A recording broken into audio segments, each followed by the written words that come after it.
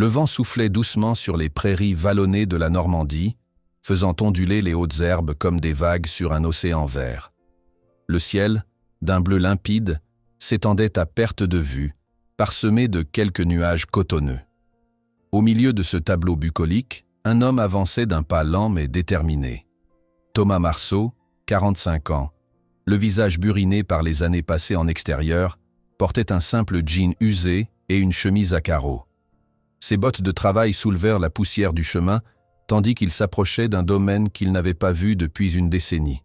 Son cœur battait la chamade. 10 ans. 10 longues années s'étaient écoulées depuis qu'il avait quitté les écuries du Vallon, laissant derrière lui non seulement un emploi, mais aussi une partie de son âme. Et surtout, il avait laissé Tonnerre, le magnifique étalon noir qu'il avait élevé depuis sa naissance, qu'il avait soigné, dressé et aimé, comme on aime un être cher. Thomas s'arrêta un instant, passa une main tremblante dans ses cheveux grisonnants. Les souvenirs affluaient, intacts malgré les années. Il revoyait Tonnerre, jeune poulain maladroit aux longues jambes, puis étalon majestueux à la robe d'ébène, galopant avec puissance dans les paddocks. Il se souvenait de leur complicité, de la confiance absolue que l'animal avait placée en lui.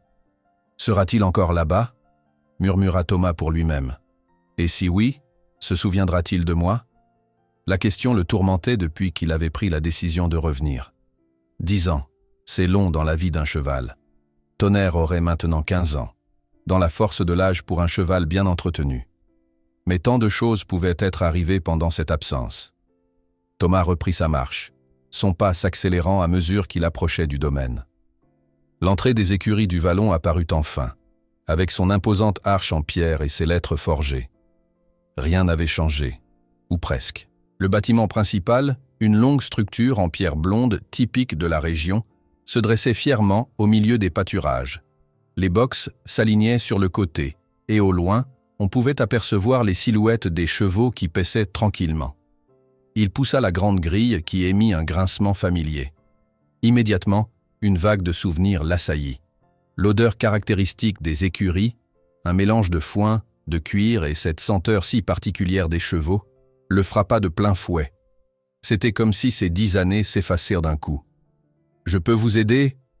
demanda une voix féminine. Thomas se retourna pour faire face à une jeune femme d'une vingtaine d'années, vêtue d'une tenue d'équitation, les cheveux attachés en queue de cheval. « Je cherche Monsieur Leroy, Henri Leroy. Est-il toujours le propriétaire ?»« Oui, bien sûr. Il est dans son bureau. Vous êtes ?»« Un ancien employé. Thomas Marceau. » Les yeux de la jeune femme s'écarquillèrent légèrement, comme si elle reconnaissait ce nom. « Oh, Thomas. J'ai entendu parler de vous. Je suis Élise, la fille d'Henri. J'étais encore enfant quand vous travailliez ici. » Thomas hocha la tête, surpris. La dernière fois qu'il avait vu Élise, elle n'était qu'une fillette passionnée par les poneys. Maintenant, elle était devenue une jeune femme, visiblement impliquée dans l'entreprise familiale. « Venez, je vais vous conduire à mon père », proposa-t-elle avec un sourire chaleureux. Thomas la suivit, observant les lieux avec une curiosité mêlée d'appréhension. Les écuries semblaient prospères, bien entretenues. Plusieurs chevaux les observèrent passer, leurs têtes dépassant des boxes. Thomas scrutait chaque enclos, cherchant une silhouette noire familière, mais Tonnerre ne semblait pas être parmi eux. Élise le conduisit jusqu'au bureau situé à l'extrémité du bâtiment principal. Elle frappa à la porte et l'ouvrit sans attendre de réponse. « Papa, tu as de la visite. » Henri Leroy, un homme robuste aux cheveux blancs et au visage jovial, leva les yeux des papiers qu'il consultait. Quand son regard se posa sur Thomas, il se figea un instant, puis un large sourire illumina son visage. « Nom de Dieu, Thomas Marceau, je n'en crois pas mes yeux. » Il se leva précipitamment, contourna son bureau et vint serrer Thomas dans une étreinte vigoureuse. Thomas lui rendit son accolade, soulagé par cet accueil chaleureux qu'il n'osait espérer. « Ça fait combien de temps ? 10 ans ? 11 ? 10 ans exactement, confirma Thomas avec émotion. « Assieds-toi, assieds-toi. Élise, apporte-nous du café, veux-tu » La jeune femme acquiesça et disparut, laissant les deux hommes seuls. « Alors, raconte-moi tout » demanda Henri en s'installant face à Thomas. « Qu'est-ce que tu deviens ? Tu travailles toujours avec les chevaux » Thomas hocha la tête. Oui, en Bretagne. Je dirige une petite écurie de dressage. Rien d'aussi impressionnant que ton domaine. Mais ça me plaît. Et qu'est-ce qui t'amène après toutes ces années? Simple visite de courtoisie. Thomas hésita un instant. Non, pas exactement. Je voulais savoir si Tonnerre était toujours là. Le visage d'Henri s'adoucit. Il savait à quel point Thomas et l'étalon noir avaient été proches. Ah, Tonnerre. Bien sûr qu'il est encore là. Je ne pourrai jamais me séparer de lui, même s'il n'est plus aussi performant qu'avant. Le cœur de Thomas fit un bond dans sa poitrine. Il va bien? Il vieillit, comme nous tous. Il a quelques problèmes d'articulation qui l'empêchent de participer aux compétitions. Mais il reste un étalon magnifique. Nous l'utilisons principalement pour la reproduction maintenant. Ses poulains sont exceptionnels. Thomas sentit un immense soulagement l'envahir. Je pourrais le voir? Bien sûr. Après notre café, je t'emmènerai le voir. Il est dans le pré du fond, avec quelques autres vétérans. Élise revint avec 2 tasses de café fumant qu'elle déposa devant eux avant de s'éclipser discrètement. Thomas prit la tasse entre ses mains, savourant la chaleur qui en émanait. Henri, je voulais aussi te remercier de ne pas m'en avoir voulu pour mon départ précipité. Le vieil homme fit un geste de la main pour balayer ses remerciements. C'était il y a longtemps. Tu traversais une période difficile après ton divorce. Je comprends que tu aies eu besoin de changer d'air, de tout recommencer ailleurs. Thomas acquiesça, reconnaissant. À l'époque, son monde s'était écroulé. Sa femme l'avait quitté, emportant avec elle leur fille de 5 ans. Le travail aux écuries, autrefois source de joie, était devenu douloureux, chaque recoin lui rappelant sa vie d'avant. Il avait fini par tout abandonner pour s'installer à l'autre bout du pays, essayant de reconstruire sa vie brisée. « Et comment va ta fille? Elle doit être grande maintenant » demanda Henri. Emma a 15 ans. Elle vit toujours avec sa mère à Paris, mais elle vient passer toutes ses vacances avec moi. Elle adore les chevaux, d'ailleurs. Thomas sourit, pensant à sa fille qui avait hérité de sa passion. Henri hocha la tête avec compréhension. Ils discutèrent encore quelques minutes, Thomas racontant sa nouvelle vie en Bretagne, Henri l'informant des changements survenus aux écuries depuis son départ. Puis, impatient, Thomas finit sa tasse. « Je ne veux pas paraître impoli, mais… »« Tu veux voir Tonnerre ?» compléta Henri avec un sourire. « Bien sûr, allons-y. » Les 2 hommes sortirent du bureau et traversèrent les écuries. Henri le conduisit vers un grand pré qui s'étendait derrière les bâtiments. Au loin, Thomas aperçut un groupe de chevaux paissant tranquillement. Son cœur s'accéléra. « Il est là-bas », indiqua Henri en pointant du doigt. « Le grand noir, près du chêne. » Thomas plissa les yeux et le vit. Même à distance, il reconnut immédiatement la silhouette majestueuse de Tonnerre. Sa robe noire brillait au soleil, sa crinière ondulait sous la brise. Il était toujours aussi beau, peut-être même plus imposant qu'avant, avec cette dignité que confèrent les années. « Je te laisse y aller seul », proposa Henri, comprenant l'importance du moment. « Prends ton temps. » Thomas le remercia d'un signe de tête et s'avança vers le pré. Il franchit la barrière et s'engagea sur l'herbe verte, avançant lentement vers le groupe de chevaux. À son approche, certains levèrent la tête, curieux, mais Tonnerre continuait à brouter, inconscient de la présence de son ancien soigneur. Thomas s'arrêta à quelques mètres, le cœur battant. Puis, d'une voix douce, légèrement tremblante, il appela « Tonnerre ». Les oreilles du cheval se dressèrent instantanément. Il releva la tête, cessant immédiatement de manger. Pendant quelques secondes qui semblèrent une éternité à Thomas, l'étalon resta immobile, comme figé dans le temps. « Tonnerre, c'est moi. C'est Thomas. » Lentement, très lentement, le cheval se tourna dans sa direction. Leurs regards se croisèrent à travers le pré. Thomas retint son souffle. Allait-il le reconnaître après tout ce temps? Les chevaux ont-ils cette capacité de mémoire? La réponse vint sous la forme d'un hennissement puissant qui résonna dans toute la vallée. Puis, sans hésiter un instant de plus, Tonnerre s'élança vers lui, galopant avec une vigueur qui démentait son âge, soulevant des tourbillons d'herbe sous ses sabots. Le temps sembla s'arrêter pour Thomas. Il voyait cette masse imposante foncer vers lui, mais n'éprouvait aucune crainte. Des larmes commençaient à brouiller sa vision. À quelques mètres de lui, Tonnerre ralentit, puis s'arrêta. Il soufflait fort, ses naseaux dilatés, son regard intense fixé sur Thomas. L'homme tendit une main tremblante. « Tu te souviens de moi, mon beau ?» Tonnerre avança encore, avec une prudence mêlée d'excitation. Son souffle chaud effleura la paume de Thomas. L'homme retenait sa respiration, n'osant pas bouger. Puis, dans un geste qui fit exploser son cœur, l'étalon poussa doucement sa tête contre sa main. Le contact était à la fois familier et nouveau, comme retrouver un vieil ami changé par les années, mais dont l'essence demeure identique. « Oh, Tonnerre !» murmura Thomas, sa voix se brisant d'émotion. Il caressa le chanfrein de l'animal, laissant ses doigts redécouvrir la texture soyeuse de son pelage. Tonnerre ferma les yeux, savourant visiblement ce contact. Puis, dans un mouvement qui surprit Thomas, l'étalon s'approcha davantage et posa sa tête contre l'épaule de l'homme, comme il le faisait autrefois, quand Thomas le consolait après un orage ou l'encourageait avant une compétition. C'en était trop pour Thomas. Les larmes qu'il retenait depuis son arrivée se mirent à couler librement sur ses joues. Il entoura le cou puissant de Tonnerre de ses bras, enfouissant son visage dans la crinière noire. « Tu m'as manqué, mon vieux. Si tu savais comme tu m'as manqué. » L'étalon resta immobile, comme s'il comprenait l'importance du moment, comme s'il ressentait lui aussi cette connexion retrouvée. Seul le léger frémissement de sa peau trahissait son émotion. Au loin, près des bâtiments, Henri observait la scène avec Élise à ses côtés. Le vieil homme avait les yeux humides. « Je n'ai jamais vu Tonnerre réagir ainsi avec quelqu'un d'autre », commenta Élise, visiblement émue. « Même avec nos meilleurs palefreniers, il reste distant. » Thomas était bien plus qu'un simple palefrenier pour lui, expliqua Henri.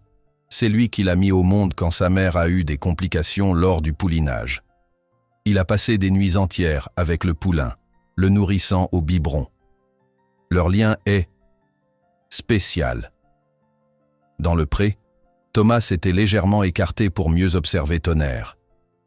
L'étalon avait pris de l'âge, certes, quelques poils blancs parsemaient son museau, et son regard avait cette profondeur que seules les années peuvent donner. Mais il restait magnifique, avec sa carrure imposante et sa prestance naturelle. « Viens, mon beau », dit Thomas en commençant à marcher le long de la clôture. Sans hésitation, Tonnerre le suivit, marchant à son rythme, leurs pas s'accordant parfaitement comme autrefois. C'était comme si ces 10 années de séparation n'avaient jamais existé. Le temps avait suspendu son vol, et ils retrouvaient instantanément cette harmonie qui avait toujours caractérisé leur relation. Thomas observait attentivement la démarche de Tonnerre.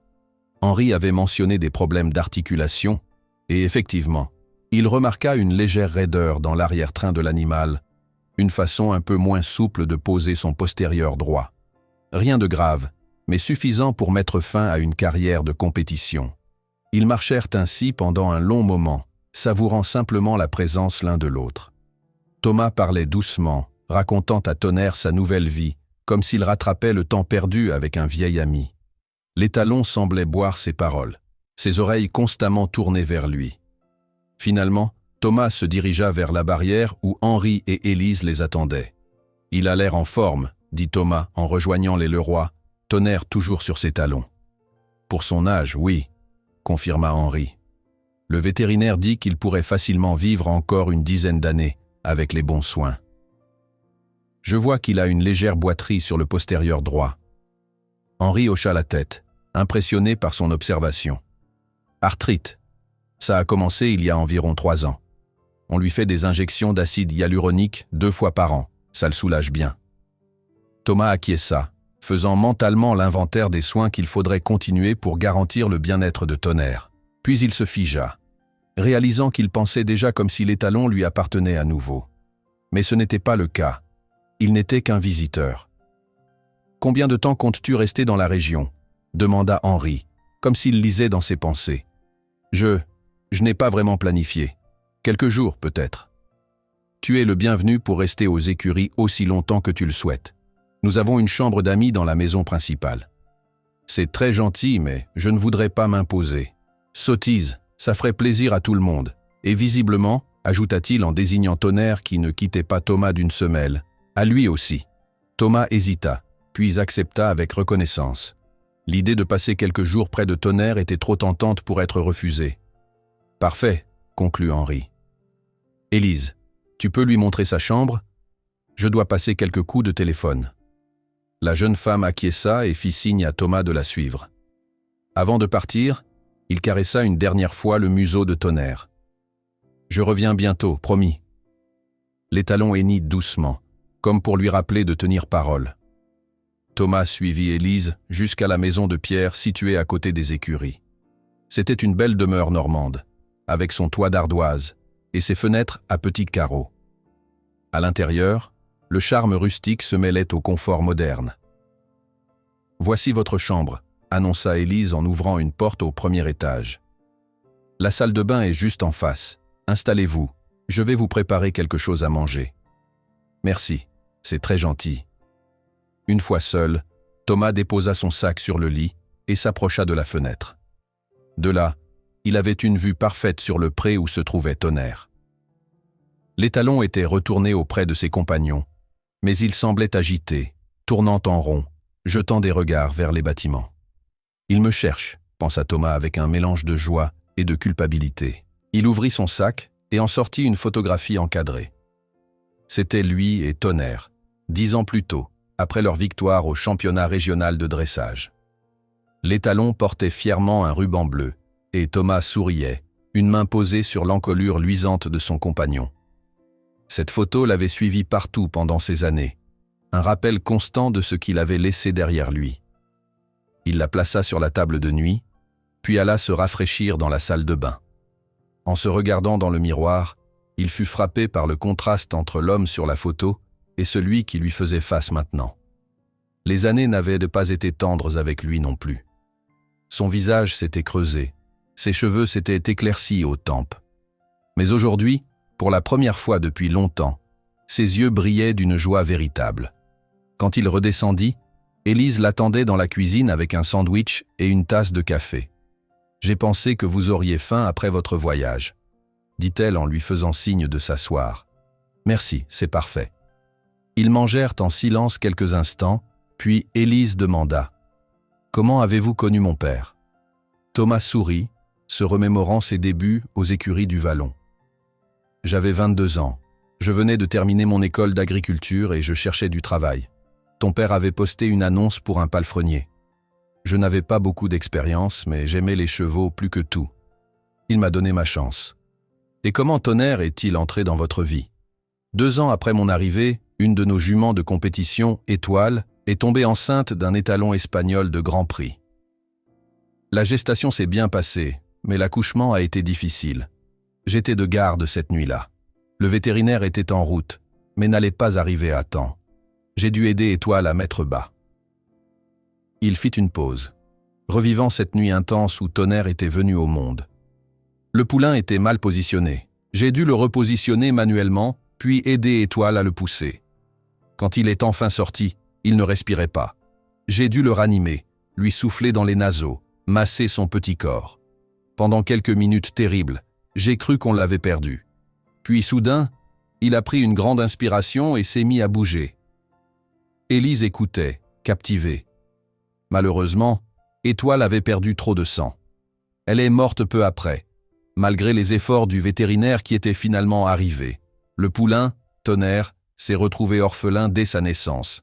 Je l'ai nourri au biberon, dormi à côté de lui dans la paille pendant des semaines. Ton père aurait pu le vendre. Beaucoup de gens l'auraient fait à sa place. Un poulain orphelin demande énormément de soins. Mais il a vu quelque chose de spécial en lui, et en moi aussi, je suppose. Il m'a confié son éducation. « Et vous en avez fait un champion ?» conclut Élise avec admiration. Thomas acquiesça modestement. « Nous avons travaillé dur. Tonnerre avait un talent naturel, mais il était aussi têtu et fougueux, comme le suggère son nom. Il a fallu beaucoup de patience, de confiance mutuelle. Chaque victoire en compétition était le fruit de notre complicité. « Pourquoi êtes-vous parti ?» demanda Élise, avant de se reprendre. « Désolé, c'est peut-être trop personnel. » « Non, c'est une question légitime. » Thomas soupira. « C'était une période compliquée. Mon mariage battait de l'aile depuis un moment. Ma femme, Caroline, me reprochait de passer plus de temps avec les chevaux qu'avec elle et notre fille. Elle avait probablement raison. Puis un jour, elle m'a annoncé qu'elle partait vivre à Paris avec Emma. J'ai essayé de la retenir, mais sa décision était prise. Il fit une pause, les souvenirs douloureux remontant à la surface. Après leur départ, je me suis plongé encore plus dans le travail, mais chaque coin des écuries me rappelait ma vie d'avant, quand Caroline venait me voir travailler, quand Emma faisait ses premiers tours de poney. C'était devenu insupportable. J'ai décidé de tout quitter, de recommencer ailleurs. Même Tonnerre ? Demanda doucement Élise. C'était la décision la plus difficile. Mais ton père ne pouvait pas se séparer de lui. Et je le comprends. Tonnerre était devenu l'étalon vedette des écuries. Et puis, je n'avais pas les moyens de l'acheter, ni même de subvenir correctement à ses besoins à l'époque. Élise hocha la tête avec compréhension. Et maintenant ? Qu'est-ce qui vous a fait revenir après toutes ces années ? Thomas réfléchit un instant. Comment expliquer ce besoin viscéral qu'il avait soudain saisi, cette nécessité de revoir Tonnerre ? Je ne sais pas exactement. Ma vie s'est stabilisée en Bretagne. J'ai ma propre petite écurie maintenant. Emma vient régulièrement. Les choses vont bien. Et puis un jour, j'ai rêvé de Tonnerre. Un rêve si vivide que je me suis réveillé en pleurs. J'ai compris que je devais le revoir, au moins une fois. Je suis heureuse que vous l'ayez fait, dit sincèrement Élise. Tonnerre n'a jamais été vraiment le même après votre départ. Il est resté un étalon exceptionnel, bien sûr, mais plus distant. Moins joyeux, je dirais. Aujourd'hui, c'est la première fois que je le vois aussi vivant depuis des années. Ces mots touchèrent Thomas profondément. Il n'avait jamais vraiment considéré ce que son départ avait pu signifier pour Tonnerre. Dans son esprit, les chevaux s'adaptaient, oubliaient. Mais peut-être s'était-il trompé. « Je devrais retourner le voir », dit-il en se levant. Élise acquiesça avec un sourire. « Allez-y, il doit s'impatienter. » En effet, quand Thomas retourna au pré, Tonnerre l'attendait près de la barrière, comme s'il avait senti son retour. Son hennissement de bienvenue résonna dans toute la vallée, faisant sourire Thomas malgré l'émotion qui l'étreignait. « Je suis là, mon beau », murmura-t-il en franchissant la clôture. « Je suis revenu. » Les jours suivants passèrent tout comme dans un rêve pour Thomas. Chaque matin, il se levait à l'aube et se dirigeait directement vers le pré où se trouvait Tonnerre. Invariablement, l'étalon l'attendait près de la barrière, comme s'il n'avait pas dormi, guettant son arrivée. Et chaque fois, Thomas ressentait la même émotion en voyant ses yeux sombres et intelligents se poser sur lui avec une confiance absolue. Peu à peu, ils retrouvèrent leurs anciennes habitudes.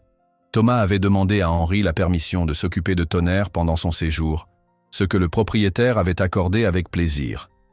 Ainsi, chaque matin, Thomas brossait minutieusement la robe noire de l'étalon, démêlait sa crinière, inspectait ses sabots avec une attention particulière. Ses gestes étaient précis, empreints d'une douceur que seule la connaissance profonde de l'animal permettait. « Tu te souviens de ça, hein ?» murmurait-il en massant doucement l'articulation du postérieur droit de Tonnerre, là où l'arthrite le faisait souffrir. L'étalon fermait les yeux, visiblement soulagé par ses soins experts. Thomas avait apporté de Bretagne un baume à base de plantes qu'il fabriquait lui-même pour ses chevaux souffrant d'arthrite. Après avoir obtenu l'accord du vétérinaire des écuries, il l'appliquait quotidiennement sur les articulations douloureuses de Tonnerre. « Je n'ai jamais vu une amélioration aussi rapide », s'étonna le vétérinaire lors de sa visite hebdomadaire. « Quelle est la composition de ce baume ?» Thomas lui expliqua les ingrédients, principalement des huiles essentielles d'eucalyptus, de romarin et d'arnica, mélangées à une base de cire d'abeille et d'huile d'olive.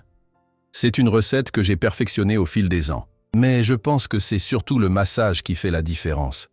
Les chevaux répondent au toucher, à l'intention. » Le vétérinaire, un homme d'une 50aine d'années nommé Pierre Dubois, hocha la tête avec respect. « Ça se voit que vous le connaissez par cœur. Je n'ai jamais vu Tonnerre aussi détendu avec quelqu'un d'autre. » Ces paroles firent la sourire Thomas, mais renforcèrent aussi un sentiment qui grandissait en lui depuis son arrivée.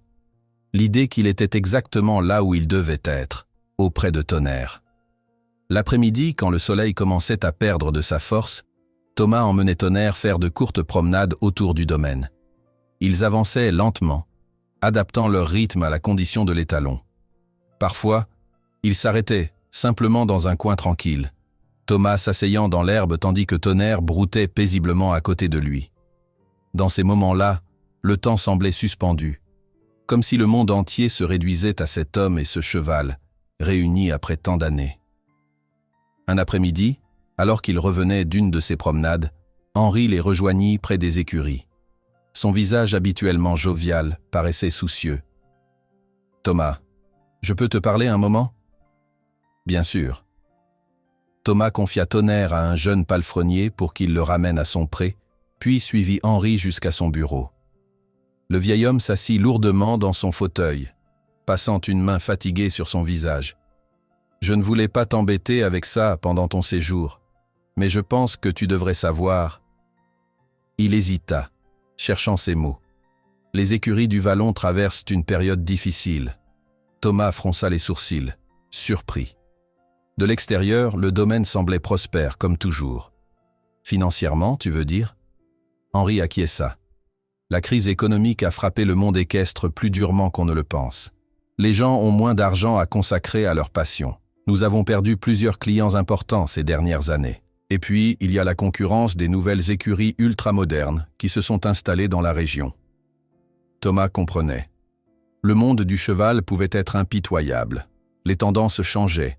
Et maintenir un établissement comme les écuries du Vallon demandait des investissements constants. Mais ce n'est pas seulement ça, poursuivit Henri.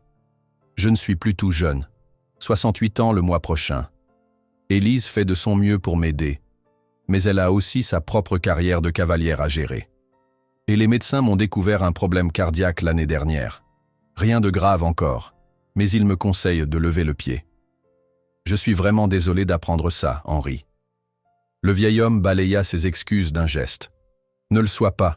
J'ai eu une belle vie, une carrière extraordinaire dans le monde que j'aime. Mais je dois penser à l'avenir des écuries, et surtout à l'avenir des chevaux. Thomas sentit son cœur se serrer. Qu'est-ce que tu envisages ? Je réfléchis à vendre. Pas à n'importe qui, bien sûr. Je cherche quelqu'un qui partage ma vision, qui comprendra l'héritage de cet endroit. Un silence s'installa entre eux, lourd de non-dits. Thomas pensa immédiatement à Tonnerre. Qu'adviendrait-il de lui si les écuries changèrent de propriétaire ? Et les chevaux ? Demanda-t-il enfin, la gorge serrée. Henri soupira. Les plus jeunes, les plus performants, ne poseront pas problème. Ils représentent une valeur sûre. Mais les vétérans comme Tonnerre. Il laissa sa phrase en suspens, mais Thomas comprit parfaitement l'implication. Un nouvel acheteur, orienté vers la performance et le profit, pourrait considérer les chevaux âgés comme une charge inutile. Dans le meilleur des cas, ils seraient vendus à prix réduit. Dans le pire, Thomas ne voulait même pas y penser. « Je te dis tout ça parce que je sais à quel point Tonnerre compte pour toi, » continua Henri. « Et parce que j'ai vu comme il a changé depuis ton retour. C'est comme s'il avait rajeuni de plusieurs années. » Thomas hocha la tête, incapable de parler tant l'émotion lui serrait la gorge. « Je sais que tu as ta propre vie maintenant, ton écurie en Bretagne. Mais je voulais que tu sois informé de la situation. Merci de ta franchise, Henri.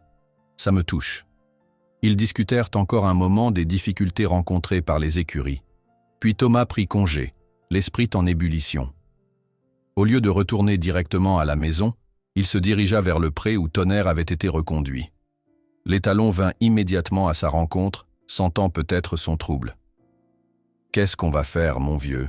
murmura Thomas en caressant l'encolure puissante. Tonnerre poussa doucement sa tête contre lui, comme pour le réconforter. Ce geste simple, cette confiance absolue, fit monter les larmes aux yeux de Thomas. L'idée que Tonnerre puisse finir ses jours dans des conditions incertaines, peut-être négligé ou maltraité, lui était insupportable. Mais quelle alternative avait-il ? Racheter Tonnerre ? Même si Henri lui faisait un prix d'ami, l'étalon restait un animal de grande valeur. Et puis, il y avait le transport jusqu'en Bretagne, l'adaptation à un nouvel environnement à son âge. Perdu dans ses pensées, Thomas ne remarqua pas immédiatement la présence d'Élise qui l'observait depuis la barrière. « Papa vous a parlé, n'est-ce pas ?» demanda-t-elle doucement. Thomas acquiesça, surpris par sa perspicacité. « Je m'en doutais. Il s'inquiète beaucoup pour l'avenir des écuries, et surtout pour les chevaux. C'est compréhensible. Il a consacré sa vie à cet endroit. Élise s'approcha de Tonnerre, lui caressant distraitement le museau. Vous savez, quand j'étais petite, je rêvais de reprendre les écuries un jour. Je me voyais perpétuer l'œuvre de mon père, élever des champions, organiser des compétitions. Et ce n'est plus le cas? Elle haussa les épaules avec un sourire triste. La réalité a rattrapé le rêve. Gérer un domaine comme celui-ci demande un investissement total, et je ne suis pas sûr d'avoir les épaules assez solides. Ou peut-être que mes ambitions sont ailleurs. J'aime la compétition, voyager, découvrir de nouveaux horizons. Thomas comprenait ce sentiment. Lui-même avait choisi une voie différente en quittant les écuries du Vallon, privilégiant une structure plus modeste, plus personnelle. Et puis, ajouta Élise, il y a Philippe. Philippe? Mon fiancé. Il est vétérinaire équin, mais son travail l'oblige à s'installer près de Paris. Nous nous marions l'année prochaine. Félicitations, dit sincèrement Thomas. Merci. Mais vous comprenez le dilemme. Papa veut que je sois heureuse, mais il s'inquiète pour son héritage. Thomas hocha la tête, méditatif. La situation était plus complexe qu'il ne l'avait d'abord imaginé. Ce n'était pas seulement une question financière, mais aussi une affaire de famille, d'héritage, de choix de vie. « Et pour Tonnerre ?» demanda-t-il finalement, revenant à sa préoccupation principale. Élise caressa la crinière de l'étalon avec tendresse. « Papa ne le dira jamais ouvertement, mais je crois qu'il espère que vous pourriez… Je ne sais pas, peut-être l'emmener avec vous? Il a vu comme vous deux êtes liés. Il sait que Tonnerre serait heureux avec vous. » Cette suggestion, formulée si simplement, fit battre le cœur de Thomas plus fort. Emmener Tonnerre avec lui en Bretagne, l'idée était séduisante, mais semée d'obstacles. « Je ne sais pas si c'est réaliste, » avoua-t-il. « Financièrement, logistiquement. Et puis, Tonnerre est un étalon reproducteur important pour les écuries, non ?»« Il l'était, » corrigea Élise. « Mais ces dernières années, la demande pour ces saillies a diminué. Les éleveurs cherchent toujours la nouveauté, les lignées à la mode. Tonnerre a produit d'excellents poulains, mais son temps comme étalon vedette est passé. » Une pensée frappa soudain Thomas. Et s'il venait juste pour quelques mois, comme une sorte de retraite temporaire, je pourrais l'accueillir en Bretagne le temps que la situation des écuries se stabilise. Élise sourit, visiblement intéressée par cette proposition. Ce serait une possibilité à discuter avec papa. Je suis sûr qu'il serait ouvert à cette idée. Pour la première fois depuis sa conversation avec Henri, Thomas sentit un espoir naître en lui. Peut-être existait-il une solution qui satisferait tout le monde. Peut-être pourrait-il offrir à Tonnerre les soins et l'attention qu'il méritait pour ses vieux jours, sans pour autant compromettre sa propre situation en Bretagne. « Je vais y réfléchir sérieusement, » dit-il, plus pour lui-même que pour Élise. Tonnerre, comme s'il comprenait l'importance de la conversation, poussa doucement sa tête contre l'épaule de Thomas, son souffle chaud créant un nuage de vapeur dans l'air frais du soir. « Je crois qu'il a déjà son avis sur la question, » plaisanta Élise. Thomas sourit, caressant le chanfrein de l'étalon.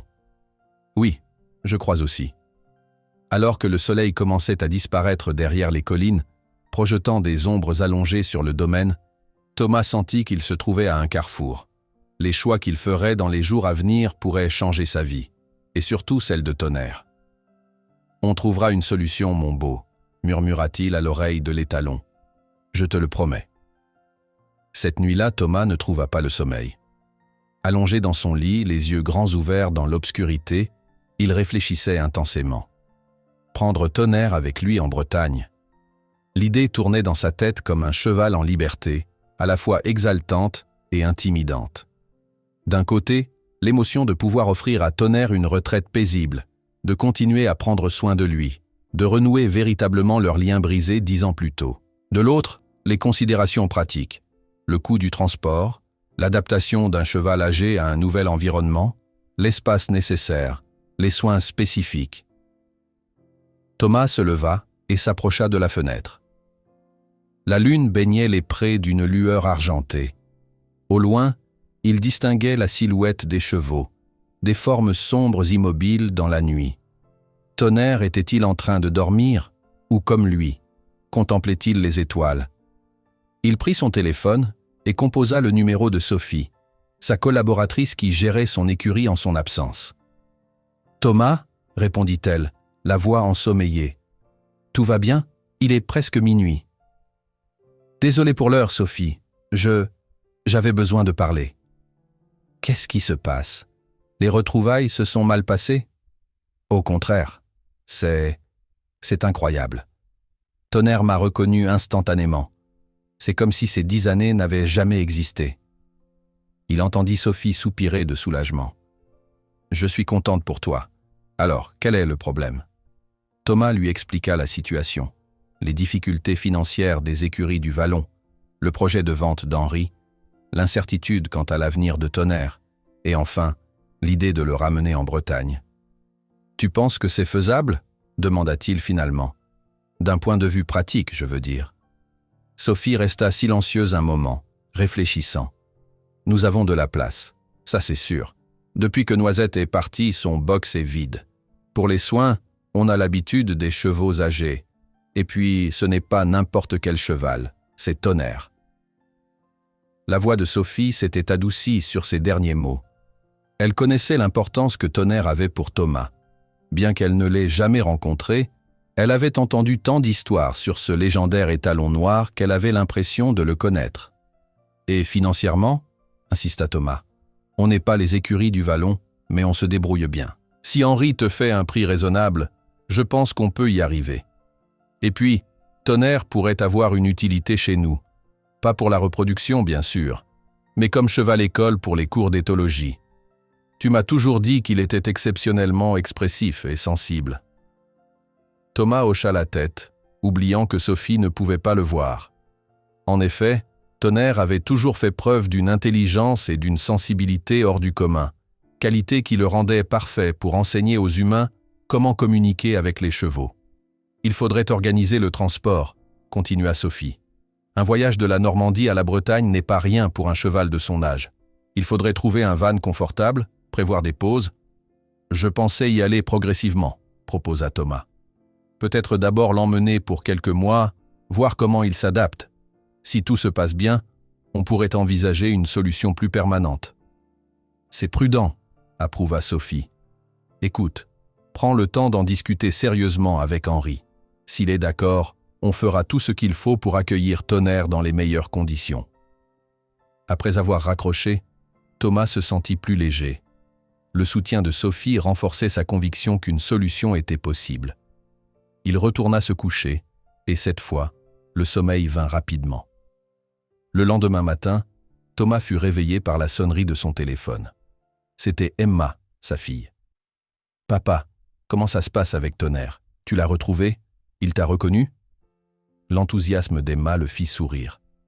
À 15 ans, elle avait hérité de sa passion pour les chevaux, bien qu'elle n'en ait que de vagues souvenirs de son enfance aux écuries du Vallon. « Bonjour à toi aussi, ma chérie, » répondit-il en riant. « Oui, je l'ai retrouvé, et oui, il m'a reconnu. C'était magique. » Il lui raconta en détail leurs retrouvailles, la réaction extraordinaire de Tonnerre, les soins qu'il lui prodiguait chaque jour. Emma buvait ses paroles, l'interrompant parfois pour poser des questions. « J'aimerais tellement le voir, » dit-elle finalement. « Ce serait compliqué, tu es en pleine période scolaire et… Papa, on est samedi, et j'ai une semaine de vacances qui commence lundi. Je pourrais prendre le train demain et venir passer quelques jours. Maman est d'accord, je lui en ai déjà parlé. » Thomas fut surpris. « Tu as parlé de tout ça avec ta mère ? » ?»« Bien sûr, elle sait combien c'est important pour toi, pour nous. Elle a dit que si Monsieur le Roi était d'accord pour m'héberger aussi, elle n'y voyait pas d'inconvénient. » Cette proposition inattendue toucha Thomas. Caroline, son ex-femme, avait toujours été compréhensive malgré leur séparation, veillant à ce qu'Emma puisse maintenir une relation forte avec son père. « Je vais en parler à Henri tout de suite. Je te rappelle dans 1 heure, d'accord ? Super. Je vais déjà préparer mon sac. Je suis sûr qu'il dira oui. » Thomas raccrocha, amusé par l'enthousiasme de sa fille. Il s'habilla rapidement et descendit à la cuisine où il trouva Henri en train de prendre son petit déjeuner. « Ah Thomas, bien dormi ? Pas trop mal, merci. Henri, je voulais te demander. Ma fille Emma aimerait venir passer quelques jours ici, pour voir Tonnerre. Ce serait possible de l'héberger. » Le visage d'Henri s'illumina. Emma, bien sûr. Cette petite doit être une vraie demoiselle maintenant. 15 ans, c'est ça? Évidemment qu'elle peut venir. La maison est assez grande. Merci, c'est très généreux. Du nouveau concernant ce dont on a parlé hier? Demanda Henri en servant une tasse de café à Thomas. Thomas lui expliqua sa conversation avec Sophie. La possibilité d'accueillir Tonnerre en Bretagne. D'abord temporairement, puis peut-être de façon permanente si tout se passait bien. Henri l'écouta attentivement, hochant la tête. C'est une excellente idée. Pour être tout à fait honnête, ça me soulagerait de savoir Tonnerre entre de bonnes mains. J'ai reçu quelques demandes de renseignements concernant les écuries, et certains acheteurs potentiels sont, disons, plus intéressés par le profit que par le bien-être des animaux. Tu as déjà des offres concrètes? Pas encore, mais un certain Dubois doit passer aujourd'hui. Il possède déjà plusieurs centres équestres dans la région parisienne. C'est un homme d'affaires avant tout.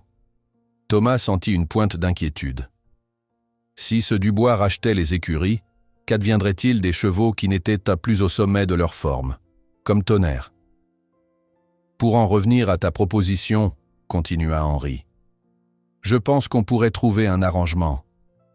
Tonnerre est officiellement à la retraite comme cheval de compétition, et ses performances comme étalon ont diminué ces dernières années. D'un point de vue strictement commercial, il ne représente plus un atout majeur pour les écuries. Thomas comprenait ce raisonnement, mais chaque mot lui rappelait l'urgence de trouver une solution pour Tonnerre. « Je ne te demanderai pas de l'acheter », poursuivit Henri. « Ce ne serait pas juste, vu tout ce que tu as fait pour lui, pour les écuries. Disons que c'est un prêt à long terme. Tu l'accueilles chez toi, tu prends soin de lui, et juridiquement, il reste propriété des écuries du Vallon jusqu'à ce que sa situation soit clarifiée par la vente. » Cette proposition généreuse prit Thomas par surprise. « Tu es sûr ? C'est très généreux, Henri. Bah, ce n'est que justice. Et puis, comme ça, je sais que je pourrai venir le voir quand je passerai en Bretagne. » Thomas sentit une vague de gratitude l'envahir. Il tendit la main à Henri qui la serra fermement. « Marché conclu, alors ?» demanda le vieil homme. « Marché conclu. Merci, Henri. Vraiment. » Après le petit déjeuner, Thomas se précipita vers le pré où Tonnerre l'attendait, impatient de lui annoncer la nouvelle. Bien sûr, l'étalon ne pouvait pas comprendre les mots, mais Thomas était persuadé qu'il sentirait son excitation. « Hey, mon beau, dit-il en franchissant la barrière. J'ai une grande nouvelle pour toi. Tu vas venir vivre avec moi en Bretagne. » Tonnerre s'approcha, frottant sa tête contre l'épaule de Thomas comme il en avait pris l'habitude. Sa présence chaude et solide contre lui était réconfortante, comme une confirmation silencieuse que cette décision était la bonne. « Et il y a autre chose, » continua Thomas en caressant l'encolure puissante. « Emma vient nous voir demain. Tu te souviens d'Emma, ma petite fille? Elle n'est plus si petite maintenant. » À la mention d'Emma, Tonnerre dressa les oreilles, comme s'il reconnaissait ce nom. Thomas se demanda si c'était possible. Emma n'avait que 5 ans quand il avait quitté les écuries, mais elle adorait venir voir Tonnerre, lui apporter des carottes, le brosser sous la supervision attentive de son père. « Elle a hâte de te revoir, » dit doucement Thomas.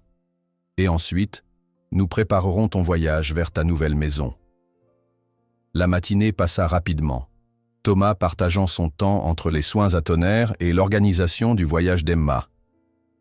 Il appela sa fille pour confirmer que tout était arrangé, puis réserva ses billets de train en ligne. Vers midi, alors qu'il revenait des écuries après avoir nourri Tonnerre, Thomas aperçut une voiture luxueuse qu'il ne connaissait pas, garée devant la maison principale. Un homme en costume en sortit, suivi d'une femme élégante tenant une tablette. Ils furent accueillis par Henri, qui avait revêtu une tenue plus formelle que d'habitude.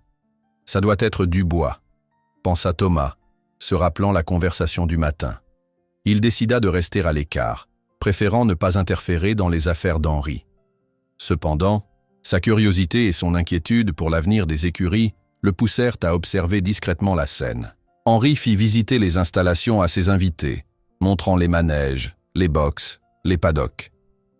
L'homme en costume, Dubois, supposait Thomas, hochait la tête avec un air satisfait, prenant parfois des notes sur son téléphone. Ils s'arrêtèrent auprès du pré où se trouvaient les chevaux plus âgés, dont Tonnerre. Thomas était trop loin pour entendre leur conversation, mais quelque chose dans l'attitude de Dubois lorsqu'il désigna les vétérans lui noua l'estomac. Il semblait les évaluer d'un œil froid, calculateur, comme de simples chiffres sur un bilan. Heureusement que Tonnerre n'aura pas à connaître cet homme, se dit Thomas en se dirigeant vers la maison pour le déjeuner. Quelques heures plus tard, alors qu'il revenait de sa promenade quotidienne avec Tonnerre, il croisa Henri qui raccompagnait ses visiteurs. Le vieil homme avait l'air préoccupé, mais il adressa un sourire poli à ses invités avant de leur serrer la main. Une fois la voiture partie, Thomas s'approcha d'Henri. C'était Dubois? Henri acquiesça, l'air sombre. Lui-même, il est intéressé, très intéressé même. Et c'est une bonne nouvelle, non? Henri haussa les épaules. D'un point de vue financier, oui, son offre est généreuse, mais ses projets pour les écuries, il secoua la tête. Il veut tout moderniser, transformer le domaine en un centre équestre haut de gamme avec spa, restaurant gastronomique et je ne sais quoi encore. Les chevaux qui ne correspondent pas à son image de marque seraient écartés. Thomas frissonna, comprenant ce que cela signifiait. Et Élise, qu'en pense-t-elle? Elle est partagée. Elle comprend mes réticences, mais elle voit aussi les avantages pratiques. L'offre de Dubois nous permettrait de régler nos dettes et d'assurer notre avenir. Ils marchèrent en silence jusqu'à la maison, chacun plongé dans ses réflexions. Pour Thomas, cette rencontre ne faisait que confirmer l'importance de sa décision d'emmener Tonnerre avec lui. Mais son cœur se serrait en pensant aux autres chevaux vétérans qui n'auraient peut-être pas cette chance. Le lendemain matin, Thomas se leva aux aurores, encore plus tôt que d'habitude. Il voulait tout préparer avant d'aller chercher Emma à la gare. Sa fille arriverait en fin de matinée, et il tenait à ce que sa rencontre avec Tonnerre soit parfaite. Il se rendit d'abord aux écuries, pour s'occuper de l'étalon. À son arrivée, Tonnerre hennit joyeusement, comme s'il savait qu'aujourd'hui était un jour spécial. « Bonjour, mon beau », le salua Thomas en entrant dans le pré. « Tu es prêt à rencontrer Emma? Enfin, à la revoir plutôt. » Il brossa minutieusement la robe noire de Tonnerre, jusqu'à ce qu'elle brille comme de l'onyx sous le soleil matinal. Il tressa sa crinière avec soin, comme pour les grandes occasions. Tonnerre se laissait faire avec une patience inhabituelle, semblant comprendre l'importance de ce jour. « Elle avait l'habitude de t'apporter des carottes, tu te souviens ?» murmura Thomas en démêlant la queue épaisse de l'étalon.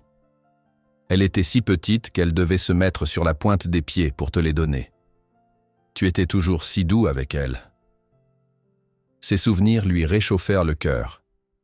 Emma, haute comme 3 pommes, avec ses nattes blondes et son rire cristallin, qui n'avait peur de rien, surtout pas du grand étalon noir que tout le monde admirait. Une fois Tonnerre parfaitement toiletté, Thomas le reconduisit dans un paddock proche de la maison, celui qui offrait la plus belle vue sur les collines normandes. Il avait demandé à Henri la permission d'y installer l'étalon pour la journée et le vieil homme avait accepté avec plaisir. « Voilà, tu es magnifique », dit-il en bouclant la barrière. « Je vais chercher Emma et je reviens vite. » Sur le chemin de la gare, Thomas sentit une nervosité grandissante. Ce n'était pas la première fois qu'Emma venait le voir en Bretagne, mais c'était différent aujourd'hui. Il allait lui présenter Tonnerre, ce cheval dont il lui avait tant parlé, ce lien vivant avec son passé, avec une partie de lui qu'il avait cru perdue. La petite gare était presque déserte quand il y arriva. Il consulta le tableau des arrivées. Le train d'Emma était à l'heure. Thomas s'assit sur un banc, fixant nerveusement les rails qui s'étiraient à l'horizon. Lorsque le train apparut enfin, son cœur s'accéléra. Il se leva, scrutant chaque visage qui descendait des wagons. Et puis il la vit. Emma, avec ses longs cheveux blonds noués en queue de cheval, son sac à dos sur l'épaule, cherchant son père du regard. Quand leurs yeux se croisèrent, son visage s'illumina d'un sourire éclatant. « Papa !» Elle courut vers lui et se jeta dans ses bras. Thomas la serra fort contre lui, surpris comme toujours de constater à quel point elle avait grandi. À 15 ans, Emma n'était plus une petite fille, mais une jeune femme en devenir. « Tu m'as manqué », dit-il en l'écartant pour mieux la regarder. « Toi aussi. Alors, on va voir Tonnerre tout de suite ?» Thomas rit de son impatience. « Bonjour à toi aussi. Oui, Tonnerre nous attend. Je l'ai installé dans le paddock près de la maison. Pendant le trajet de retour, Emma ne cessait de poser des questions sur Tonnerre, sur les écuries du Vallon, sur Henri et Élise. Elle se souvenait vaguement du domaine, des images floues d'une enfance interrompue par le divorce de ses parents. « Maman m'a montré des photos de moi avec Tonnerre, » raconta-t-elle. « J'étais tellement petite et lui si grand.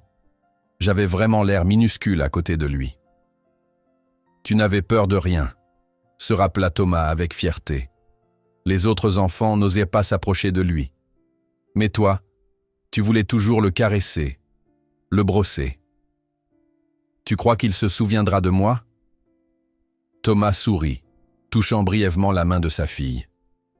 On va bientôt le savoir.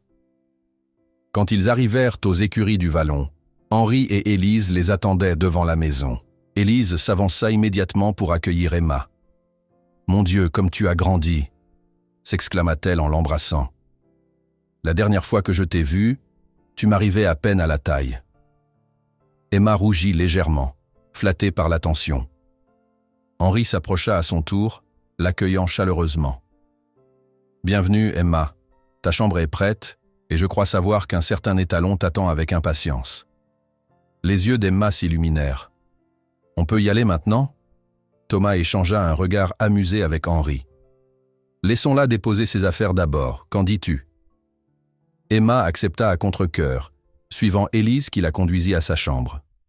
Dès qu'elle eut posé son sac, elle redescendit en trombe, prête pour la grande rencontre. Thomas la guida vers le paddock où Tonnerre attendait. L'étalon, qui broutait paisiblement, releva la tête à leur approche. Ses oreilles se dressèrent avec curiosité. « Reste ici un instant », conseilla Thomas à Emma alors qu'ils s'approchèrent de la barrière. « Laisse-moi d'abord aller le voir. » Il franchit la clôture et s'avança vers Tonnerre, qui vint immédiatement à sa rencontre. Thomas lui caressa l'encolure, murmurant quelques mots à son oreille. Puis il se tourna vers Emma et lui fit signe d'approcher. « Viens doucement. Laisse-le te sentir d'abord. » Emma s'exécuta, tremblante d'émotion. Elle franchit la barrière avec précaution et s'avança pas à pas vers l'imposant étalon noir. Tonnerre la fixait intensément, ses naseaux dilatés captant son odeur. « Bonjour Tonnerre, » dit-elle d'une voix douce. « Tu te souviens de moi ? C'est Emma. » Elle tendit lentement la main, paume vers le haut, comme son père le lui avait appris des années auparavant. Tonnerre resta immobile un instant, puis, à la surprise de Thomas, il s'avança et poussa doucement sa tête contre la main d'Emma. « Oh !» s'exclama-t-elle, les yeux brillants. « Il me reconnaît, papa. Il me reconnaît vraiment. » Thomas n'en était pas certain. Peut-être Tonnerre sentait-il simplement qu'Emma était liée à lui, qu'elle portait son odeur. Mais l'émotion dans la voix de sa fille lui serra le cœur.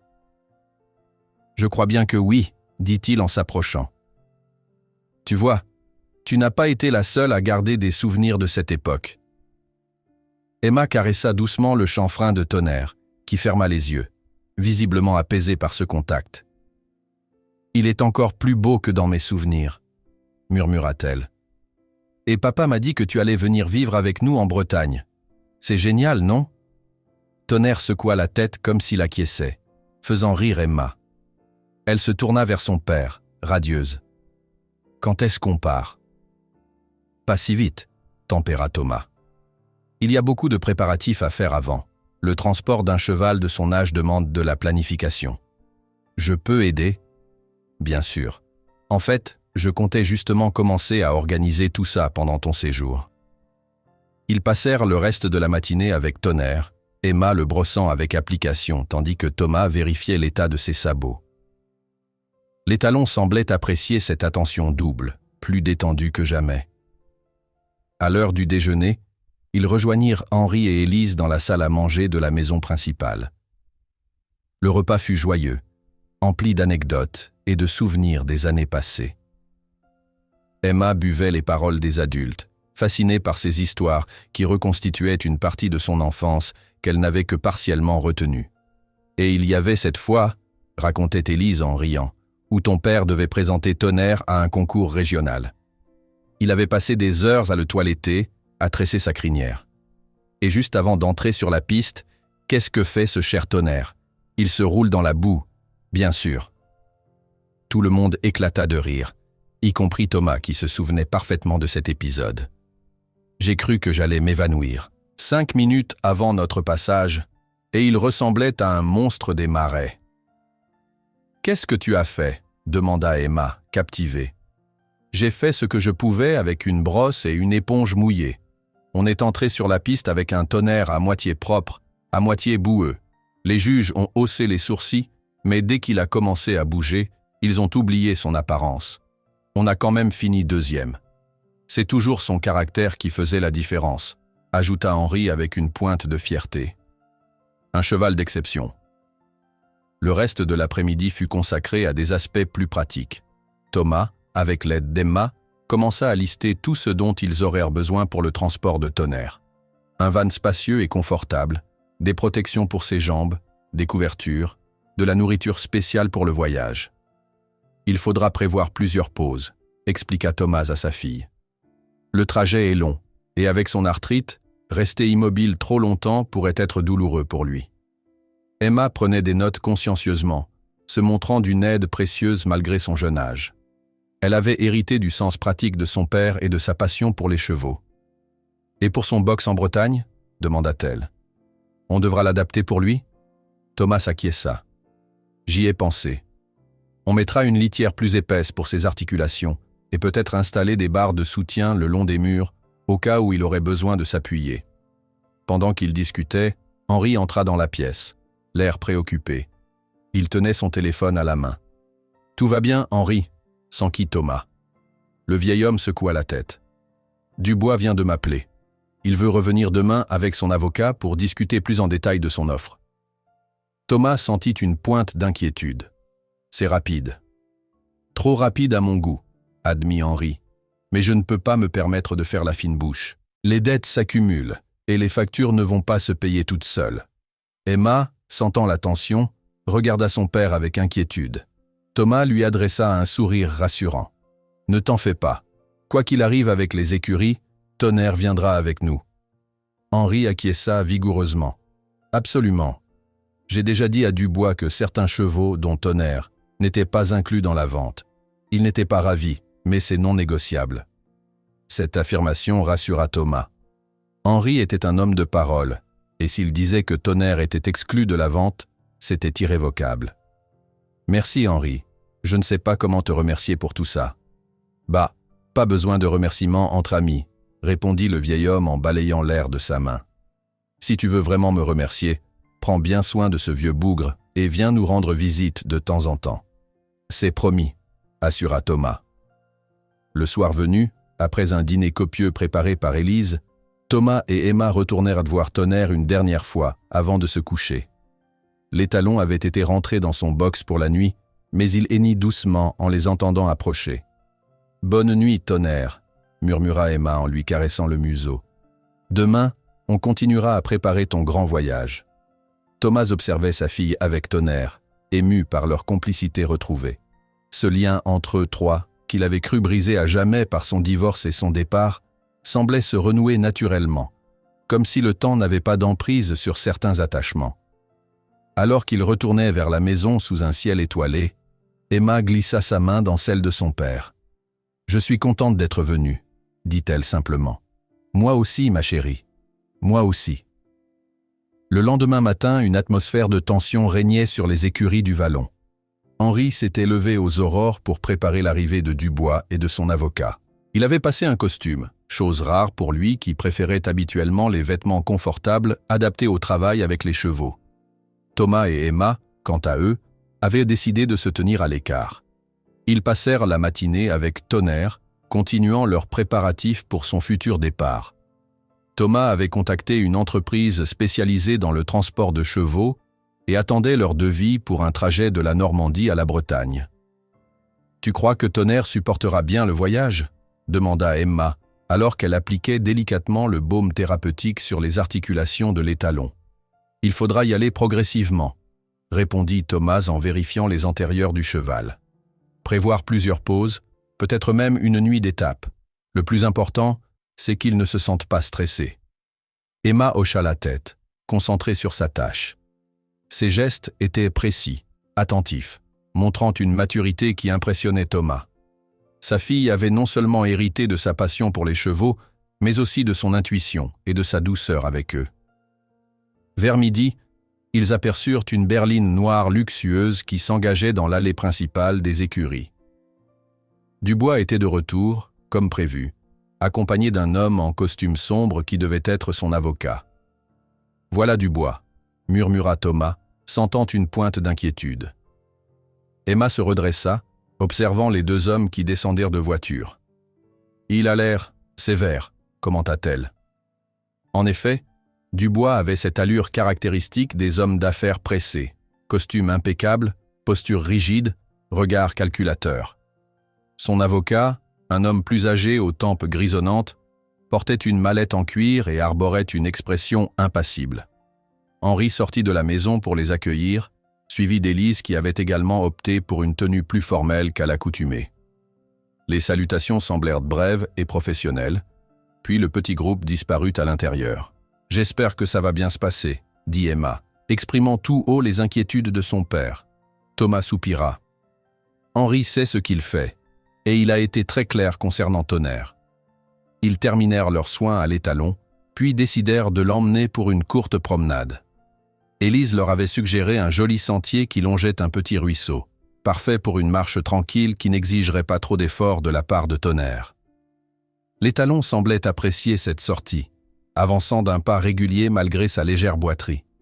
Emma marchait à côté de lui, une main posée sur son encolure, tandis que Thomas tenait la longe, attentif aux moindres signes de fatigue. « C'est vraiment beau ici », remarqua Emma en admirant le paysage vallonné de la campagne normande. Différent de la Bretagne, mais tout aussi magnifique. Thomas acquiesça. La Normandie avait toujours occupé une place spéciale dans son cœur.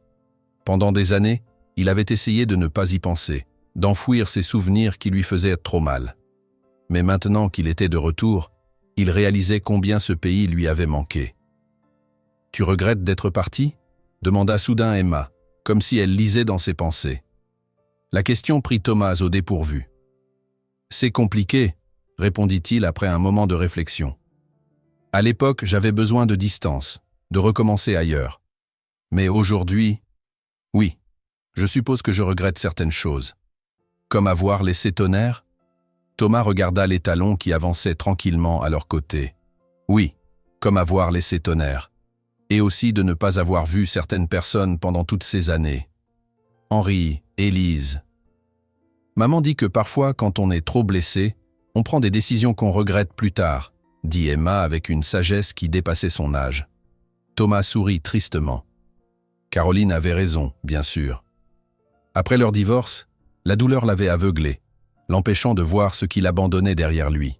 Ils continuèrent leur promenade en silence, chacun perdu dans ses pensées.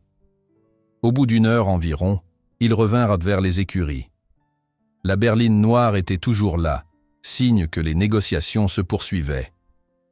Alors qu'ils approchèrent des bâtiments, Thomas remarqua un mouvement inhabituel. Plusieurs employés des écuries semblaient agités, discutant par petits groupes avec des expressions inquiètes. Une atmosphère de nervosité planait sur le domaine. « Que se passe-t-il » demanda Thomas à un palefrenier qui passait près d'eux. « Vous n'êtes pas au courant ? Dubois veut tout changer.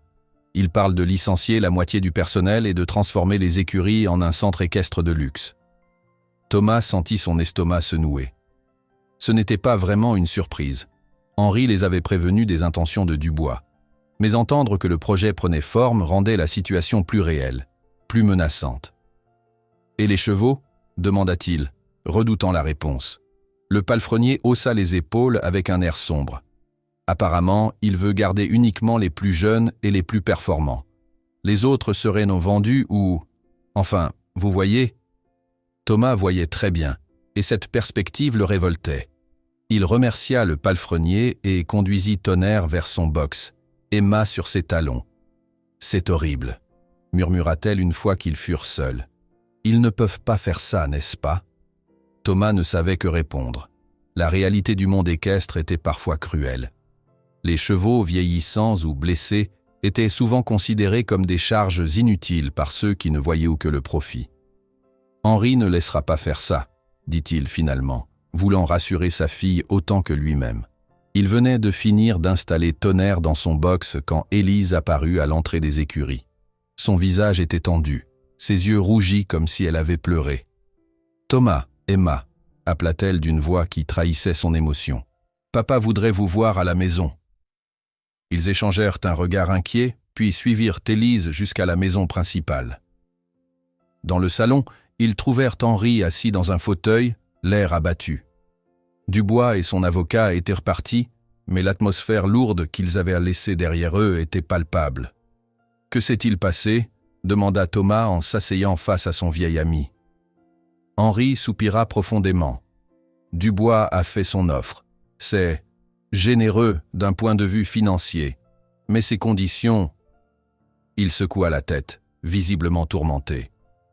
« On a entendu parler de licenciements, de changements radicaux, » dit Thomas avec précaution. « C'est pire que ça, » intervint Élise, les larmes aux yeux.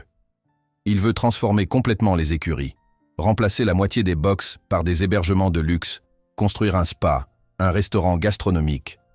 Ce ne serait plus des écuries, mais une sorte de club privé pour riches parisiens qui jouent au cavalier le week-end. » La colère dans sa voix était palpable. Thomas comprenait sa douleur. Les écuries du Vallon avaient toujours été un lieu authentique, centré sur le bien-être des chevaux et la qualité de l'équitation, pas sur le prestige ou l'apparence. « Et pour les chevaux ?» demanda Emma d'une petite voix. Henri et Élise échangèrent un regard lourd de sens. « Dubois veut faire un inventaire complet de tous les chevaux », expliqua Henri avec amertume. « Ceux qui correspondent à son image de marque resteraient, les autres. » Il n'acheva pas sa phrase, mais tous comprirent. Thomas sentit la colère monter en lui. Ces chevaux n'étaient pas de simples marchandises qu'on pouvait jeter quand elles n'étaient plus utiles ou rentables. C'étaient des êtres vivants, certains ayant consacré leur vie aux écuries. « Tu as signé ?» demanda-t-il, retenant son souffle. Henri secoua la tête. « Pas encore. J'ai demandé un délai de réflexion. Dubois m'a donné jusqu'à la fin de la semaine. » Thomas se sentit légèrement soulagé. Il y avait encore un peu de temps. « Et pour Tonnerre ?» s'inquiéta Emma. « Vous aviez dit qu'il n'était pas inclus dans la vente. » Le visage d'Henri s'assombrit davantage. C'est là que ça se complique. Dubois insiste pour que tous les chevaux soient inclus dans la transaction. Il dit que c'est tout ou rien. Cette révélation frappa Thomas comme un coup de poing. Après tous ses efforts, toutes ses émotions retrouvées, l'idée que Tonnerre puisse finir entre les mains de quelqu'un comme Dubois lui était insupportable. « Il doit bien y avoir une solution, » dit-il, refusant d'accepter cette fatalité. « J'ai essayé de négocier, » assura Henri. Mais Dubois est inflexible. Il dit que les chevaux de compétition et les étalons reproducteurs font partie de la valeur des écuries. Mais Tonnerre n'est plus vraiment un cheval de compétition ni un reproducteur actif, argumenta Thomas. Son arthrite l'empêche de performer, et vous avez vous-même dit que la demande pour ses saillies avait diminué. Henri hocha la tête. J'ai avancé ces arguments, mais Dubois s'entête. Je crois qu'il a compris l'importance que j'accordais à certains chevaux et il utilise ça comme levier de négociation. Un silence pesant s'installa dans la pièce. Emma, assise près de son père, prit sa main dans la sienne, cherchant autant à le réconforter qu'à trouver du réconfort. « Qu'allez-vous faire ?» demanda finalement Thomas. Henri passa une main fatiguée sur son visage. « Je ne sais pas encore. D'un côté, cette offre réglerait tous mes problèmes financiers et assurerait l'avenir d'Élise. De l'autre, il regarda par la fenêtre, vers les écuries. De l'autre, je ne suis pas sûr de pouvoir vivre avec moi-même si j'abandonne ces chevaux à un sort incertain. » Thomas comprenait parfaitement ce dilemme. Il aurait voulu pouvoir offrir une solution miracle, mais la situation semblait sans issue. « Il nous reste quelques jours, » dit Élise, retrouvant un peu de combativité. « Peut-être pourrions-nous trouver une autre solution d'ici là, un autre acheteur, plus respectueux de l'héritage des écuries. Ou peut-être pourrions-nous trouver des foyers pour les chevaux les plus vulnérables avant la vente ?» suggéra Thomas. Henri acquiesça lentement. « Toutes les idées sont bonnes à prendre. Pour l'instant, je crois que nous avons tous besoin de nous reposer un peu, de digérer tout ça. » Ils se séparèrent, chacun regagnant sa chambre pour réfléchir. Thomas s'allongea sur son lit, l'esprit en ébullition. Il refusait d'accepter que Tonnerre puisse être séparé de lui une seconde fois. Il devait trouver une solution. Et vite. À côté, dans sa chambre, Emma n'arrivait pas non plus à se reposer. Elle s'approcha de la fenêtre, observant le paddock où Tonnerre avait été installé pour l'après-midi. L'étalon noir se tenait immobile, tourné vers les collines, comme s'il contemplait le paysage. « On ne te laissera pas tomber », murmura-t-elle. « Je te le promets. » Thomas ne dormit pratiquement pas cette nuit-là. Il tournait et retournait dans son lit, son esprit cherchant désespérément une solution à ce problème apparemment insoluble. Plusieurs fois, il se leva pour regarder par la fenêtre, observant les écuries silencieuses sous la lumière pâle de la lune. Quelque part là-bas, Tonnerre dormait-il paisiblement, inconscient du danger qui menaçait son avenir. Au petit matin, Thomas se leva, épuisé mais déterminé. Il prit une douche rapide, s'habilla et descendit à la cuisine. À sa surprise, Emma était déjà là, assise à la table avec un carnet et un crayon, griffonnant furieusement. « Tu es bien matinal », remarqua-t-il en se servant une tasse de café. Emma leva les yeux, révélant des cernes similaires à ceux de son père. « Je n'arrivais pas à dormir. Alors j'ai commencé à réfléchir. À quoi ? À comment sauver Tonnerre et les autres chevaux. Elle tourna son carnet pour le montrer à son père. J'ai fait des listes, des plans, des idées. Thomas s'approcha, impressionné par le travail de sa fille. Le carnet était rempli de notes organisées, de dessins, même de petits calculs. J'ai pensé, continua Emma avec animation. Et si on trouvait d'autres personnes pour adopter les chevaux les plus vulnérables avant que la vente ne soit finalisée? Tu as dit que tu connaissais beaucoup de monde dans le milieu équestre en Bretagne. Thomas hocha la tête, considérant l'idée. Oui, je connais pas mal de gens. Mais convaincre quelqu'un d'adopter un cheval âgé ou avec des problèmes de santé n'est pas facile. Et puis, il y a la question du transport, des frais. Mais si on se concentrait juste sur Tonnerre pour l'instant, insista Emma. Si Henri le sortait officiellement des écuries avant de signer avec Dubois, il pourrait te le vendre ou te le donner, en tant que particulier, pas en tant que propriétaire des écuries. Cette idée fit réfléchir Thomas. C'était une possibilité qu'il n'avait pas envisagée. Légalement, tant qu'Henri était toujours le propriétaire des écuries, il avait le droit de disposer des chevaux comme il l'entendait. Ça pourrait marcher, dit-il lentement. Mais je ne suis pas sûr que Dubois l'accepte, s'il découvre qu'Henri a commencé à vendre des chevaux juste avant la transaction. On pourrait le faire discrètement, suggéra Emma. Un transfert de propriété simple, sans tambour ni trompette. À ce moment, Élise entra dans la cuisine, l'air aussi fatigué que Thomas et Emma. Elle s'arrêta en les voyant penchés sur le carnet. « Vous êtes déjà en train de comploter ?» demanda-t-elle avec un faible sourire. « On cherche des solutions », répondit Thomas. Emma a eu une idée intéressante. Il lui expliqua le plan de sa fille. Élise écouta attentivement, son expression passant du scepticisme à un intérêt croissant.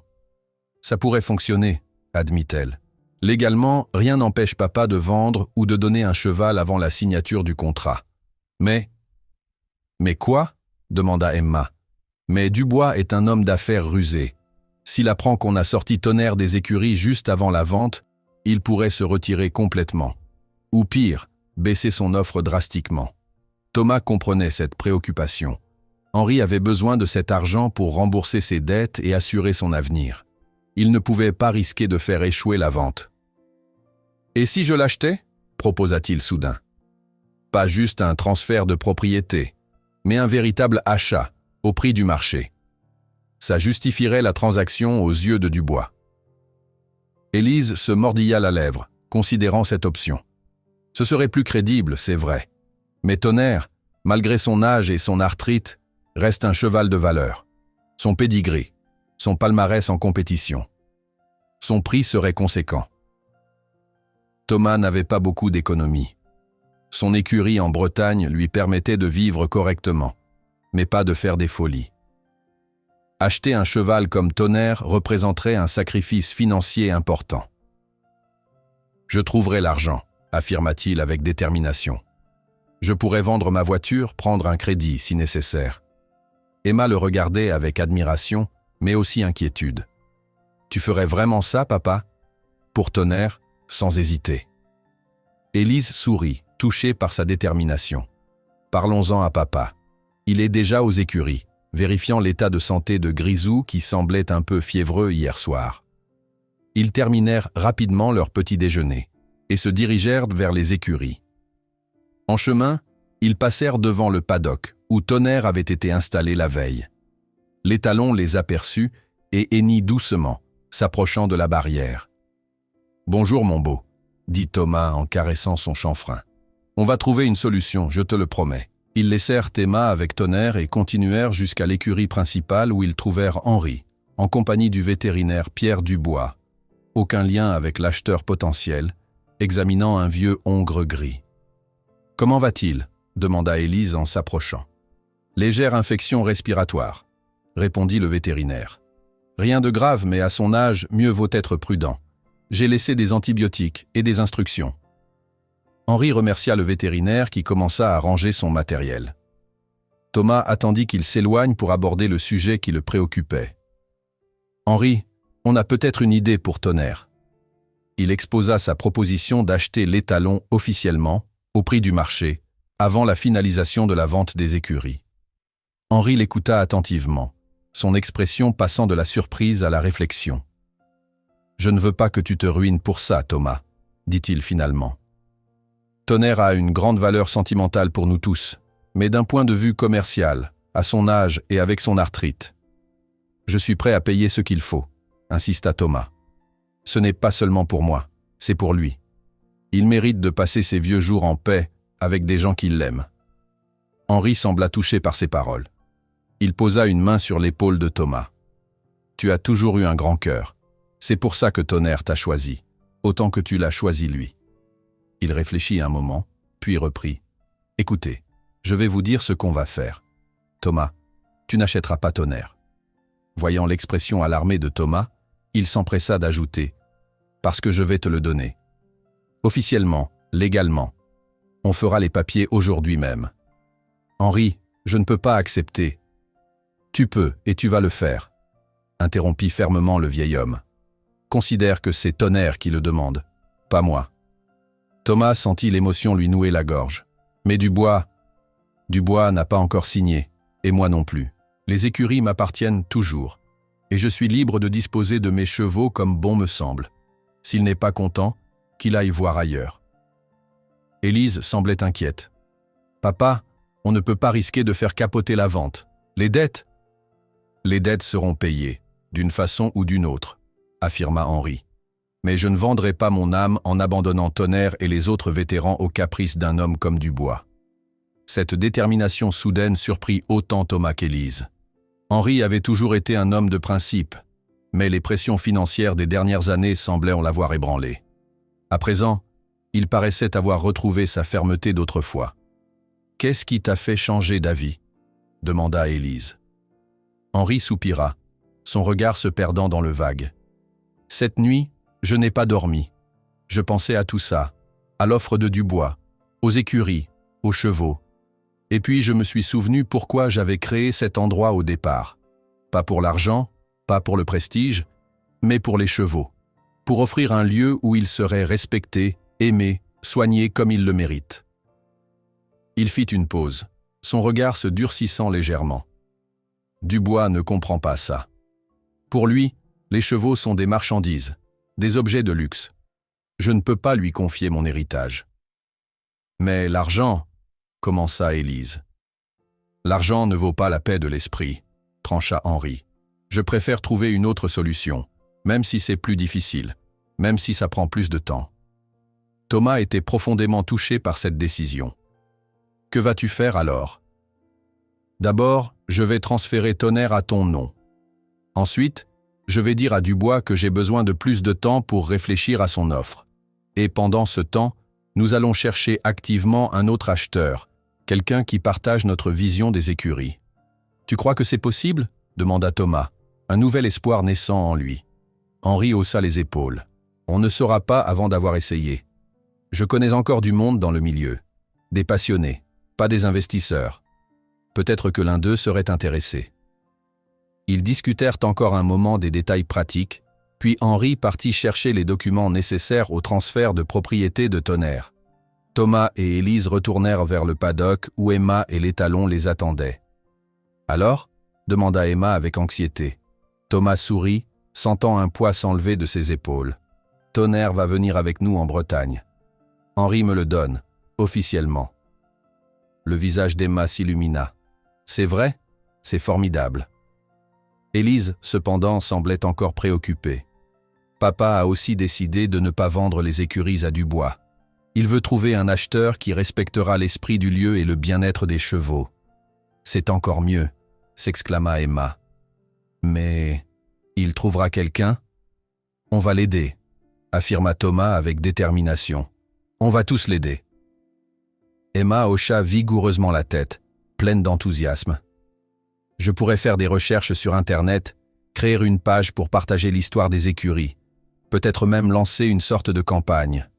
L'enthousiasme de sa fille fit sourire Thomas. À 15 ans, Emma avait cette énergie et cette conviction que tout était possible qui caractérisent en la jeunesse. Et peut-être avait-elle raison. Peut-être qu'avec les bons outils, les bonnes personnes, il pourrait réellement sauver les écuries du Vallon. Tonnerre, comme s'il sentait le changement d'atmosphère, s'approcha et poussa doucement sa tête contre Thomas. Dans ses grands yeux sombres, l'homme crut lire une lueur de compréhension, presque de gratitude. « Tu viens avec nous, mon vieux », murmura-t-il en caressant l'encolure puissante de l'étalon. « On ne se quittera plus. » Le reste de la journée fut consacré aux formalités administratives pour le transfert de propriété de Tonnerre. Henri avait sorti les papiers d'identification de l'étalon, son carnet de santé, son livret signalétique avec toutes les vaccinations à jour. Thomas remplit soigneusement les formulaires de changement de propriétaire, traçant sa signature d'une main légèrement tremblante d'émotion. « Voilà », dit Henri en apposant son tampon officiel sur le dernier document. « Tonnerre est officiellement à toi maintenant. » Thomas contempla les papiers, encore incrédule. Après toutes ces années, Tonnerre allait redevenir une part permanente de sa vie. « Merci, Henri. Je ne sais pas comment te remercier. Prends soin de lui, c'est tout ce que je demande, » répondit le vieil homme avec un sourire chaleureux. « Et venez nous voir de temps en temps. » Emma, qui avait assisté à toute la procédure, ne cachait pas son excitation. « On pourrait organiser une petite fête pour célébrer, » suggéra-t-elle. « Avant notre départ, je veux dire. Pour remercier tout le monde d'avoir aidé à sauver Tonnerre. » L'idée plut à Henri et Élise, qui approuvèrent avec enthousiasme. Ce serait une façon positive de marquer ce nouveau départ, pour Tonnerre comme pour les écuries. « Maintenant, » dit Thomas en rangeant précieusement les documents dans une pochette, « il faut prévenir Dubois. » Le visage d'Henri s'assombrit légèrement. « Je m'en charge. Je lui ai déjà laissé un message pour qu'il me rappelle. Ce ne sera pas une conversation agréable, mais je lui dois au moins l'honnêteté. » Comme pour répondre à ces paroles, le téléphone d'Henri sonna. Il regarda l'écran et grimaça.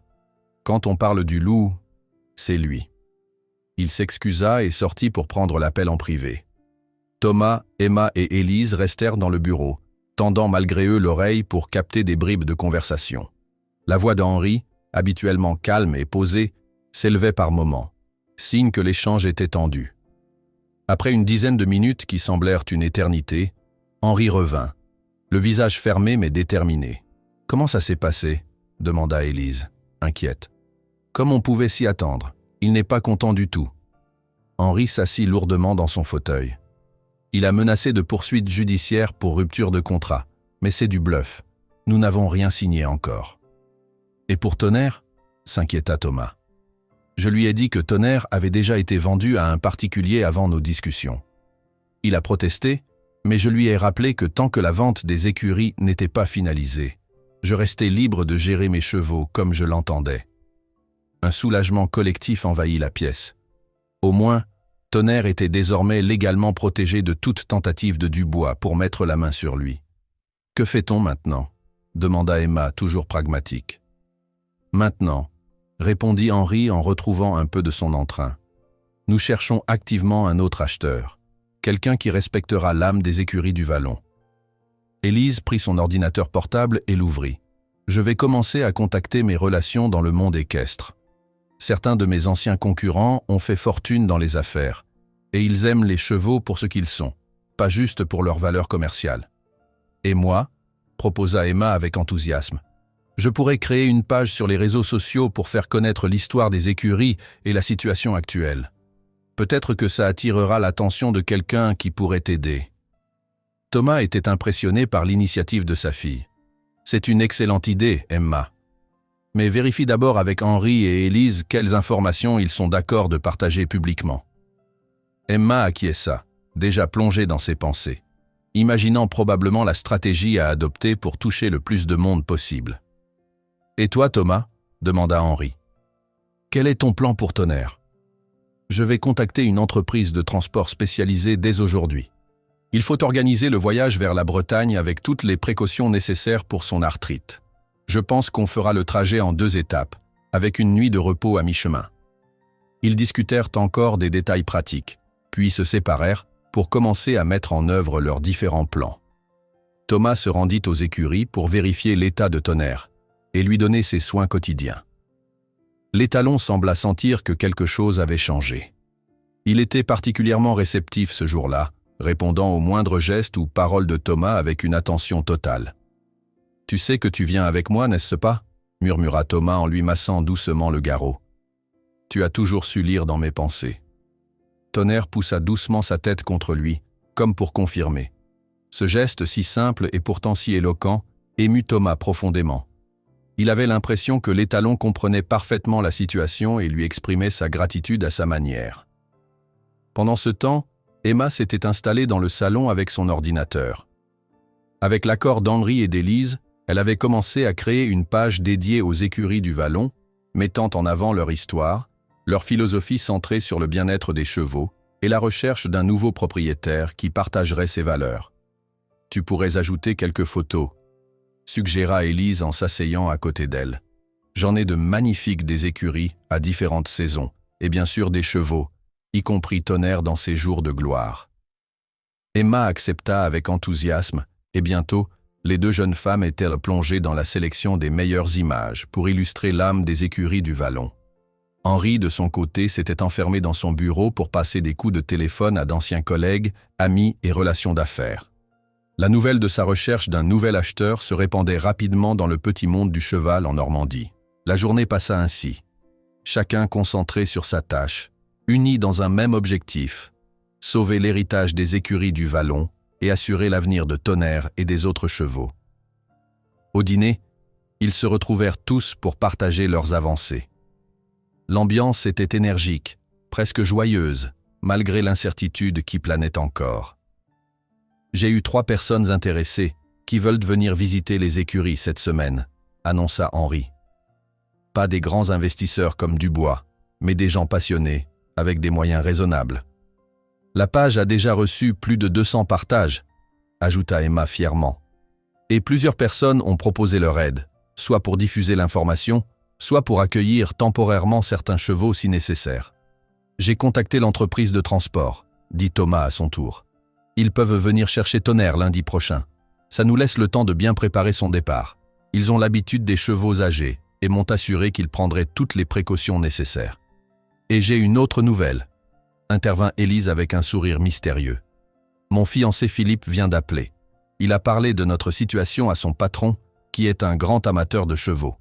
Il se trouve qu'il cherche justement à investir dans un haras de qualité, pas pour le transformer, mais pour y développer un centre de recherche équine, tout en maintenant l'activité traditionnelle. Cette annonce suscita l'intérêt général. Un centre de recherche équine pourrait être une excellente orientation pour les écuries, combinant tradition et innovation, tout en préservant l'esprit du lieu. Il viendra visiter demain, continua Élise. Ce n'est pas encore une offre ferme, bien sûr, mais c'est une piste sérieuse. Henri leva son verre. À ces nouvelles encourageantes et à l'avenir de Tonnerre avec Thomas. Ils trinquèrent tous, le cœur un peu plus léger qu'il ne l'avait été depuis plusieurs jours. Après le dîner, Thomas et Emma retournèrent voir Tonnerre pour lui donner sa ration du soir et vérifier que tout allait bien. L'étalon les accueillit avec un hennissement doux, sa façon à lui de dire bonsoir. « Tu crois qu'il sera heureux en Bretagne ?» demanda Emma en caressant l'encolure du cheval. « Je l'espère », répondit Thomas. « C'est différent de la Normandie, bien sûr. Le climat est plus humide, plus venteux. Mais il aura un bon box, des compagnons, de grands prés à explorer à son rythme. Et surtout, il nous aura, toi et moi. Emma sourit à cette perspective. Et Sophie, comment crois-tu qu'elle réagira quand elle le verra en vrai? Thomas rit doucement.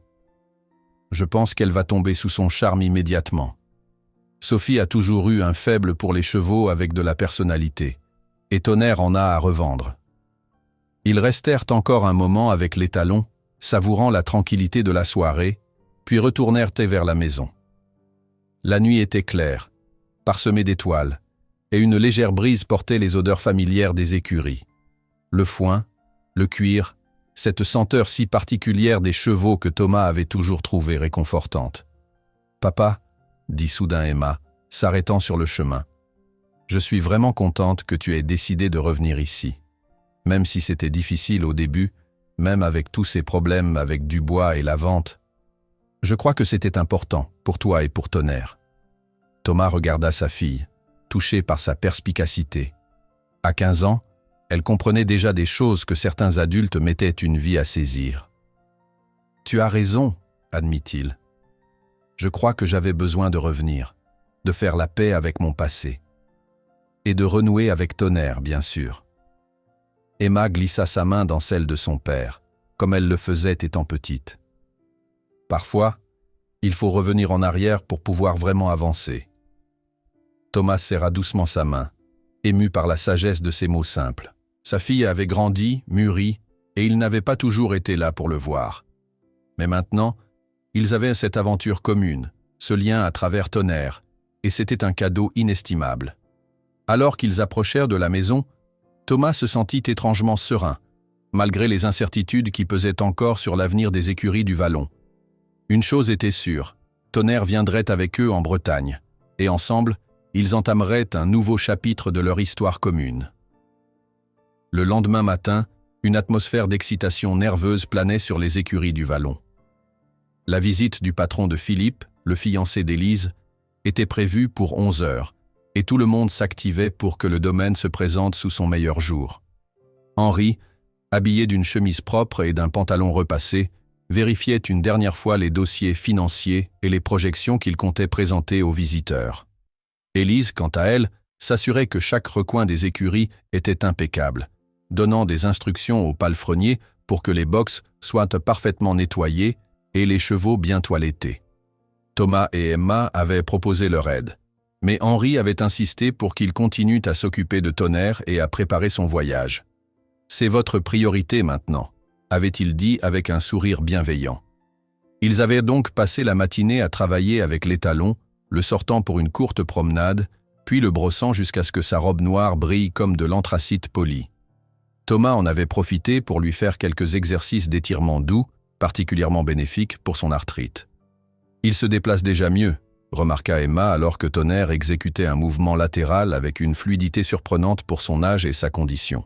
« C'est vrai », confirma Thomas, observant attentivement les mouvements de l'étalon. « Je pense que le massage quotidien et le baume commencent vraiment à faire effet. Et il a l'air plus détendu en général, tu ne trouves pas ?» Emma acquiesça. C'est comme s'il savait qu'il n'a plus à s'inquiéter pour son avenir. Cette réflexion toucha Thomas. Les chevaux avaient cette capacité étonnante à sentir les changements d'atmosphère, les émotions de ceux qui les entouraient. Tonnerre avait probablement perçu que la tension des derniers jours s'était apaisée, remplacée par une énergie plus positive. Il venait de reconduire Tonnerre à son box quand ils entendirent une voiture s'engager dans l'allée principale. Emma jeta un coup d'œil par la fenêtre des écuries. « C'est une grosse voiture noire, très élégante, » annonça-t-elle. « Ça doit être lui. » Thomas s'approcha pour regarder à son tour. Une Mercedes dernier modèle venait de se garer devant la maison principale.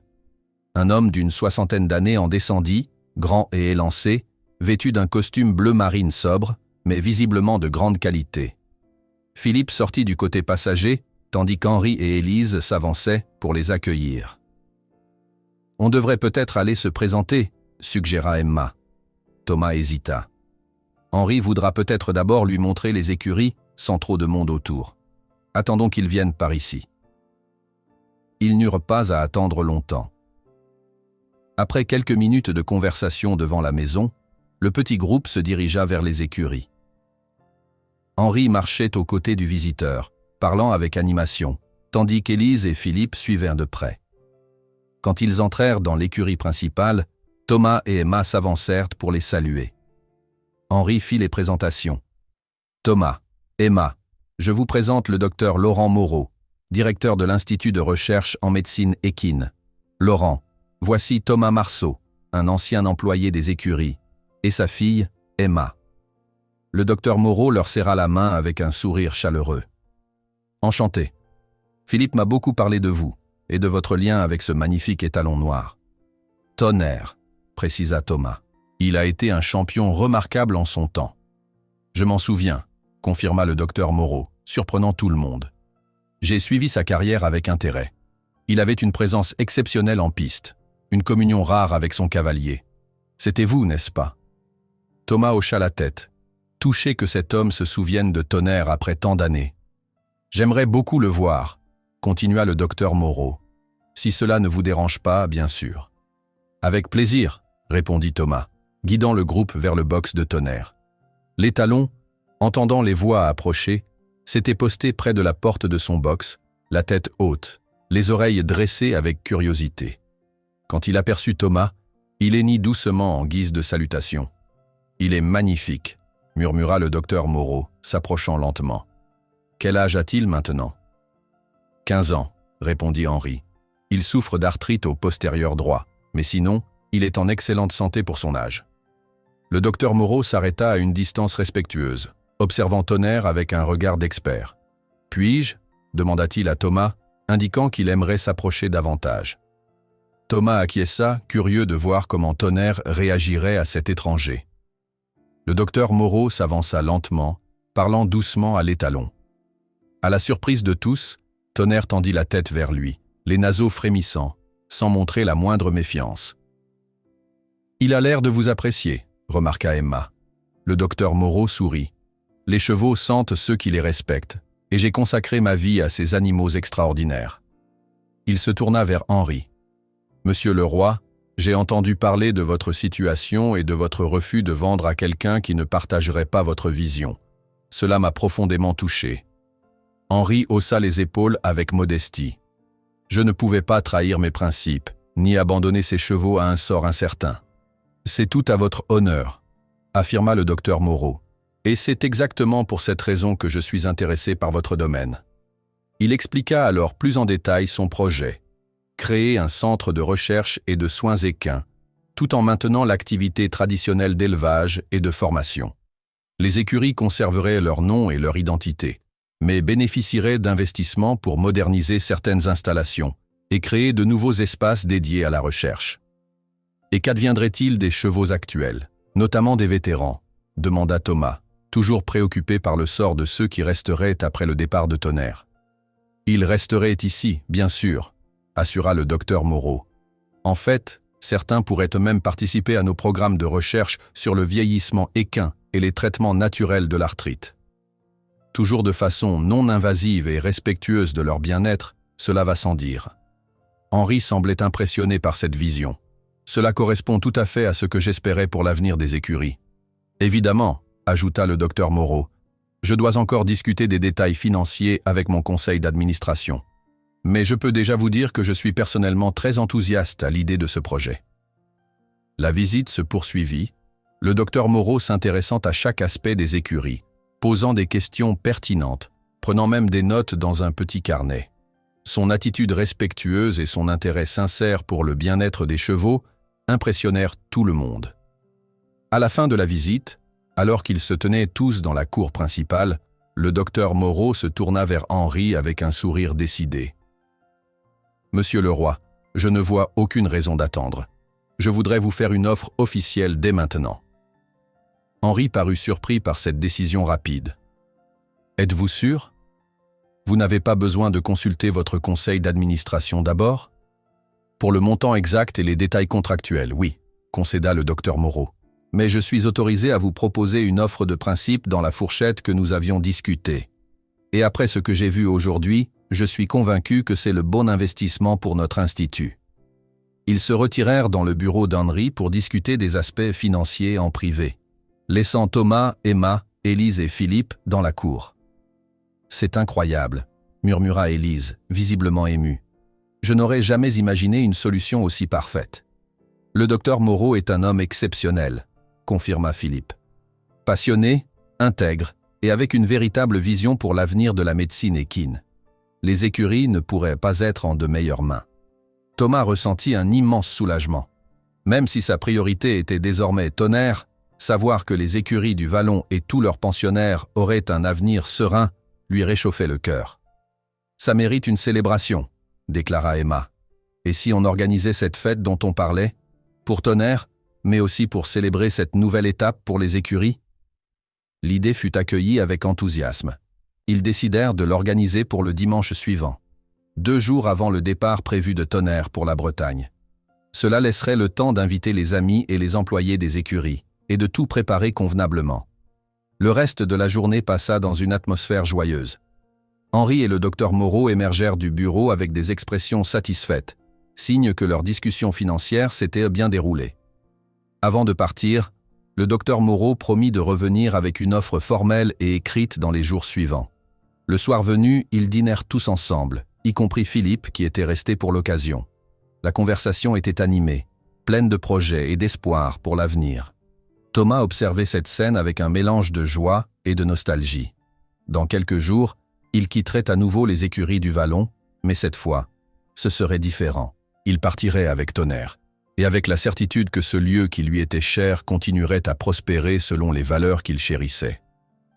Après le dîner, comme chaque soir, Thomas et Emma allèrent revoir Tonnerre une dernière fois avant de se coucher. L'étalon les accueillit avec son hennissement habituel, semblant partager leur humeur positive. « Bientôt, tu découvriras ta nouvelle maison », lui dit doucement Thomas en caressant son chanfrein. « Tu verras, c'est différent de la Normandie, mais tu t'y plairas, j'en suis sûr. » Emma, appuyée contre la porte du box, regardait son père et Tonnerre avec un sourire attendri. Cette aventure les avait rapprochés d'une façon qu'elle n'aurait jamais imaginée. Et même si leurs vacances touchaient à leur fin, elle devrait bientôt retourner chez sa mère et à l'école, elle savait que ce lien nouvellement renforcé perdurerait. « Papa, » dit-elle soudain, « je suis vraiment contente qu'on ait fait ce voyage ensemble. C'est important ce qui s'est passé ici, n'est-ce pas ?» Thomas se tourna vers sa fille, ému par sa perception. « Oui, ma chérie, c'est important. Parfois, la vie nous donne une seconde chance de réparer ce qui a été brisé. Il faut juste avoir le courage de la saisir. » Il regarda Tonnerre, puis Emma, sentant une gratitude profonde envers la vie qui lui avait permis de retrouver ces 2 êtres si précieux. Demain, ils commenceraient à préparer la fête et les derniers détails du voyage. Mais pour l'instant, dans la pénombre paisible des écuries, entouré par le doux bruit des chevaux qui se préparaient à dormir, Thomas savourait simplement ce moment de perfection. Le dimanche arriva, apportant avec lui une journée parfaite pour une célébration en plein air. Le ciel était d'un bleu limpide, la température douce, et une légère brise faisait onduler les hautes herbes des prairies normandes. Les écuries du Vallon s'étaient parées de leurs plus beaux atours pour l'occasion. Des guirlandes colorées étaient suspendues entre les bâtiments. Des tables recouvertes de nappes blanches avaient été installées dans la grande cour, et un buffet généreux attendait les invités. Henri avait invité tous les employés des écuries, ainsi que les voisins, les amis, et même quelques clients fidèles. Le docteur Moreau était également présent, accompagné de Philippe et de quelques collègues de l'Institut de recherche. La nouvelle de la vente imminente des écuries à l'Institut s'était répandue rapidement, suscitant un soulagement général parmi ceux qui s'inquiétaient pour l'avenir du domaine. Au centre de l'attention, cependant, se trouvait Tonnerre. L'étalon avait été installé dans un petit paddock spécialement aménagé près de la zone de festivité, permettant à chacun de venir le saluer. Il portait un licol neuf orné de tresses bleues, cadeau d'adieu d'Élise, et sa robe noire brillait sous le soleil, résultat du toilettage minutieux que Thomas et Emma lui avaient prodigué le matin même. « Il a l'air de comprendre que c'est son jour », remarqua Élise en observant Tonnerre qui se tenait fièrement, la tête haute, accueillant les visiteurs avec une dignité presque consciente. Thomas sourit. Il a toujours aimé être au centre de l'attention. C'était pareil en compétition. Plus la foule était grande, plus il brillait. Henri, vêtu d'une tenue élégante pour l'occasion, s'approcha d'eux, un verre à la main. « Je propose un toast », dit-il en levant son verre, « à Tonnerre et à sa nouvelle vie en Bretagne avec Thomas et Emma. » Ils levèrent leurs verres, émus par la solennité du moment. Pour Thomas, cette journée marquait bien plus qu'un simple départ. C'était la fin d'un chapitre et le début d'un autre, une réconciliation avec son passé et une promesse pour l'avenir. La fête battait son plein lorsque Henri demanda l'attention de tous. Debout sur une petite estrade improvisée, il prit la parole d'une voix forte mais émue. « Mes amis, je vous remercie tous d'être venus aujourd'hui pour cette double célébration. L'au revoir à notre cher Tonnerre et le nouveau départ des écuries du Vallon. » Il fit une pause, visiblement ému. « Comme beaucoup d'entre vous le savent déjà, j'ai décidé de vendre les écuries à l'Institut de recherche en médecine équine, représenté ici par le docteur Laurent Moreau. » Il invita le docteur à le rejoindre, et les deux hommes se serrèrent la main sous les applaudissements. « Cette décision n'a pas été facile, » continua Henri, « mais je suis convaincu qu'elle garantira la pérennité de ce lieu que nous aimons tous, tout en lui insufflant une énergie nouvelle. Les chevaux, y compris nos vétérans, resteront ici et continueront d'être traités avec le respect et l'amour qu'ils méritent. » Le docteur Moreau prit ensuite la parole, expliquant brièvement sa vision pour l'avenir des écuries. Ses paroles rassurantes et son enthousiasme sincère achevèrent de convaincre les derniers sceptiques. « Et maintenant ?» conclut Henri en faisant signe à Thomas de s'approcher. « Je voudrais dire quelques mots sur Tonnerre et son ancien, et désormais nouveau, propriétaire, Thomas Marceau. » Thomas s'avança, embarrassé mais touché par cette attention. Il y a plus de 12 ans, Thomas a mis au monde Tonnerre et l'a sauvé alors qu'il n'était qu'un poulain orphelin. Ensemble, ils ont remporté d'innombrables compétitions et fait la fierté des écuries du Vallon. Leur lien était si fort que même 10 ans de séparation n'ont pas réussi à l'effacer, comme nous avons tous pu le constater ces derniers jours. Des murmures d'approbation parcoururent l'assemblée. Beaucoup avaient été témoins des retrouvailles émouvantes entre Thomas et Tonnerre, et de l'évidente complicité qui s'était immédiatement rétablie entre eux. Demain, Tonnerre partira pour la Bretagne avec Thomas et sa fille Emma. Une nouvelle vie commence pour eux trois. Je vous demande de lever vos verres à leur santé et à leur bonheur. À Thomas, Emma et Tonnerre, scandèrent les invités en chœur. Thomas, la gorge nouée par l'émotion, ne put qu'articuler un remerciement sincère avant de rejoindre Emma près du paddock, où Tonnerre, comme s'il comprenait la signification de ce moment, hennit doucement. La fête se poursuivit dans la joie et la bonne humeur, les invités venant tour à tour saluer Thomas et Emma. Et bien sûr, Tonnerre. Le vieil étalon recevait chaque visiteur avec une patience royale, acceptant les caresses et les friandises avec une grâce qui impressionnait même ceux qui le connaissaient depuis longtemps. Vers la fin de l'après-midi, alors que la fête commençait à s'apaiser, Thomas s'isola un moment avec Henri. Ils marchèrent ensemble jusqu'à un petit promontoire qui offrait une vue panoramique sur les écuries et les prairies environnantes. « C'est magnifique, n'est-ce pas ?» dit Henri, contemplant le domaine qu'il avait bâti et chéri pendant tant d'années. « Oui, » acquiesça Thomas. « Et je suis heureux de savoir que ça le restera, même après ton départ. » Henri sourit. « Je ne pars pas tout de suite, tu sais. Le docteur Moreau m'a proposé de rester comme conseiller pendant la transition. Et puis, Élise travaillera avec l'Institut, donc je serai toujours lié à cet endroit d'une façon ou d'une autre. » Ils restèrent silencieux un moment, savourant la beauté paisible du paysage normand. « Merci, Henri, » dit finalement Thomas. « Pour tout, pour avoir pris soin de Tonnerre toutes ces années, pour me l'avoir rendu, et surtout pour m'avoir donné une seconde chance il y a toutes ces années, quand je n'étais qu'un jeune homme sans expérience. » Henri posa une main sur l'épaule de Thomas. « C'est moi qui devrais te remercier. Tu as apporté tant de joie et de succès à ces écuries.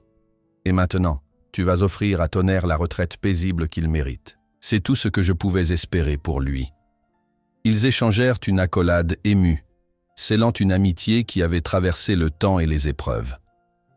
Le lendemain matin, À l'aube, un van spacieux et confortable se gara devant les écuries. 2 hommes en descendirent, se présentant comme les transporteurs qui allaient conduire Tonnerre jusqu'en Bretagne. Thomas fut immédiatement rassuré par leur professionnalisme et leur connaissance évidente des chevaux. « On a prévu de faire une pause à mi-chemin, comme convenu », expliqua l'un des hommes. « Il y a une écurie partenaire où votre cheval pourra se reposer confortablement pour la nuit. » Pendant que les transporteurs préparèrent le van, Thomas et Emma allaient rechercher Tonnerre. L'étalon semblait sentir que quelque chose d'important se passait. Il se tenait très droit, les oreilles dressées, attentif à chaque mouvement. « Tu es prêt pour le grand voyage, mon vieux » murmura Thomas en lui passant son licol de transport. Tonnerre souffla doucement, poussant sa tête contre l'épaule de Thomas comme pour dire oui. Henri, Élise et plusieurs employés des écuries s'étaient rassemblés pour dire au revoir à Tonnerre. Chacun eut un mot gentil, une caresse, un dernier adieu pour l'étalon qui avait été l'une des figures emblématiques des écuries du Vallon pendant tant d'années. Le moment du départ arriva finalement. Avec une patience et une douceur infinie, Thomas guida Tonnerre vers le van. L'étalon hésita un bref instant au pied de la rampe, puis, encouragé par la présence rassurante de Thomas et Emma, monta sans difficulté. « Bon voyage, mon ami », dit Henri, la voix chargée d'émotion. « Sois heureux dans ta nouvelle maison. » Thomas serra une dernière fois la main d'Henri et d'Élise, les remerciant encore pour tout. Puis il monta dans sa propre voiture avec Emma, prêt à suivre le van qui transportait Tonnerre. Alors qu'il s'éloignait des écuries du Vallon, Thomas jeta un dernier regard dans le rétroviseur. Le soleil matinal illuminait les bâtiments en pierre blonde, les prairies verdoyantes, ce lieu qui avait été sa maison pendant tant d'années et qui resterait à jamais gravé dans son cœur. « Au revoir », murmura-t-il, avant de se tourner résolument vers la route qui s'ouvrait devant lui. Le voyage se déroula sans encombre. Comme prévu, ils firent une halte pour la nuit dans une écurie partenaire où Tonnerre put se reposer dans un box confortable. Thomas et Emma logèrent dans un petit hôtel à proximité, impatients de reprendre la route le lendemain pour la dernière étape du voyage. Enfin, en fin d'après-midi du 2e jour, ils aperçurent au loin les bâtiments familiers de la petite écurie bretonne de Thomas. Sophie les attendait à l'entrée, agitant la main avec enthousiasme. « Bienvenue chez toi, Tonnerre », dit Thomas en guidant doucement l'étalon hors du van. Tonnerre émergea avec prudence, humant l'air marin, découvrant ce nouvel environnement si différent des plaines normandes. L'écurie de Thomas était plus modeste que les écuries du Vallon, mais elle était située dans un cadre magnifique, avec vue sur l'océan au loin et entourée de prairies vallonnées aux herbes denses et goûteuses. Sophie s'approcha lentement, les yeux brillants d'émotion. « C'est donc lui, le fameux Tonnerre », dit-elle avec révérence. « Il est encore plus magnifique que je ne l'imaginais. » Elle tendit la main, permettant à l'étalon de la sentir. Tonnerre s'approcha, curieux mais calme, acceptant cette nouvelle personne dans son cercle de confiance. « Je crois qu'il t'aime bien », remarqua Emma avec un sourire. Thomas observait la scène avec un mélange de joie et de soulagement. Tonnerre semblait s'adapter facilement, montrant cette intelligence et cette sensibilité qui avaient toujours fait sa force. Sophie les guida vers le box qui avait été préparé spécialement pour Tonnerre. Spacieux, avec une litière épaisse et confortable, des barres de soutien le long des murs comme Thomas l'avait suggéré, et une fenêtre qui donnait sur les prairies, c'était un lieu parfait pour un cheval de son âge et de sa condition. « C'est parfait, Sophie », dit Thomas, reconnaissant. « Merci pour tout ce travail. » « C'était un plaisir », assura-t-elle.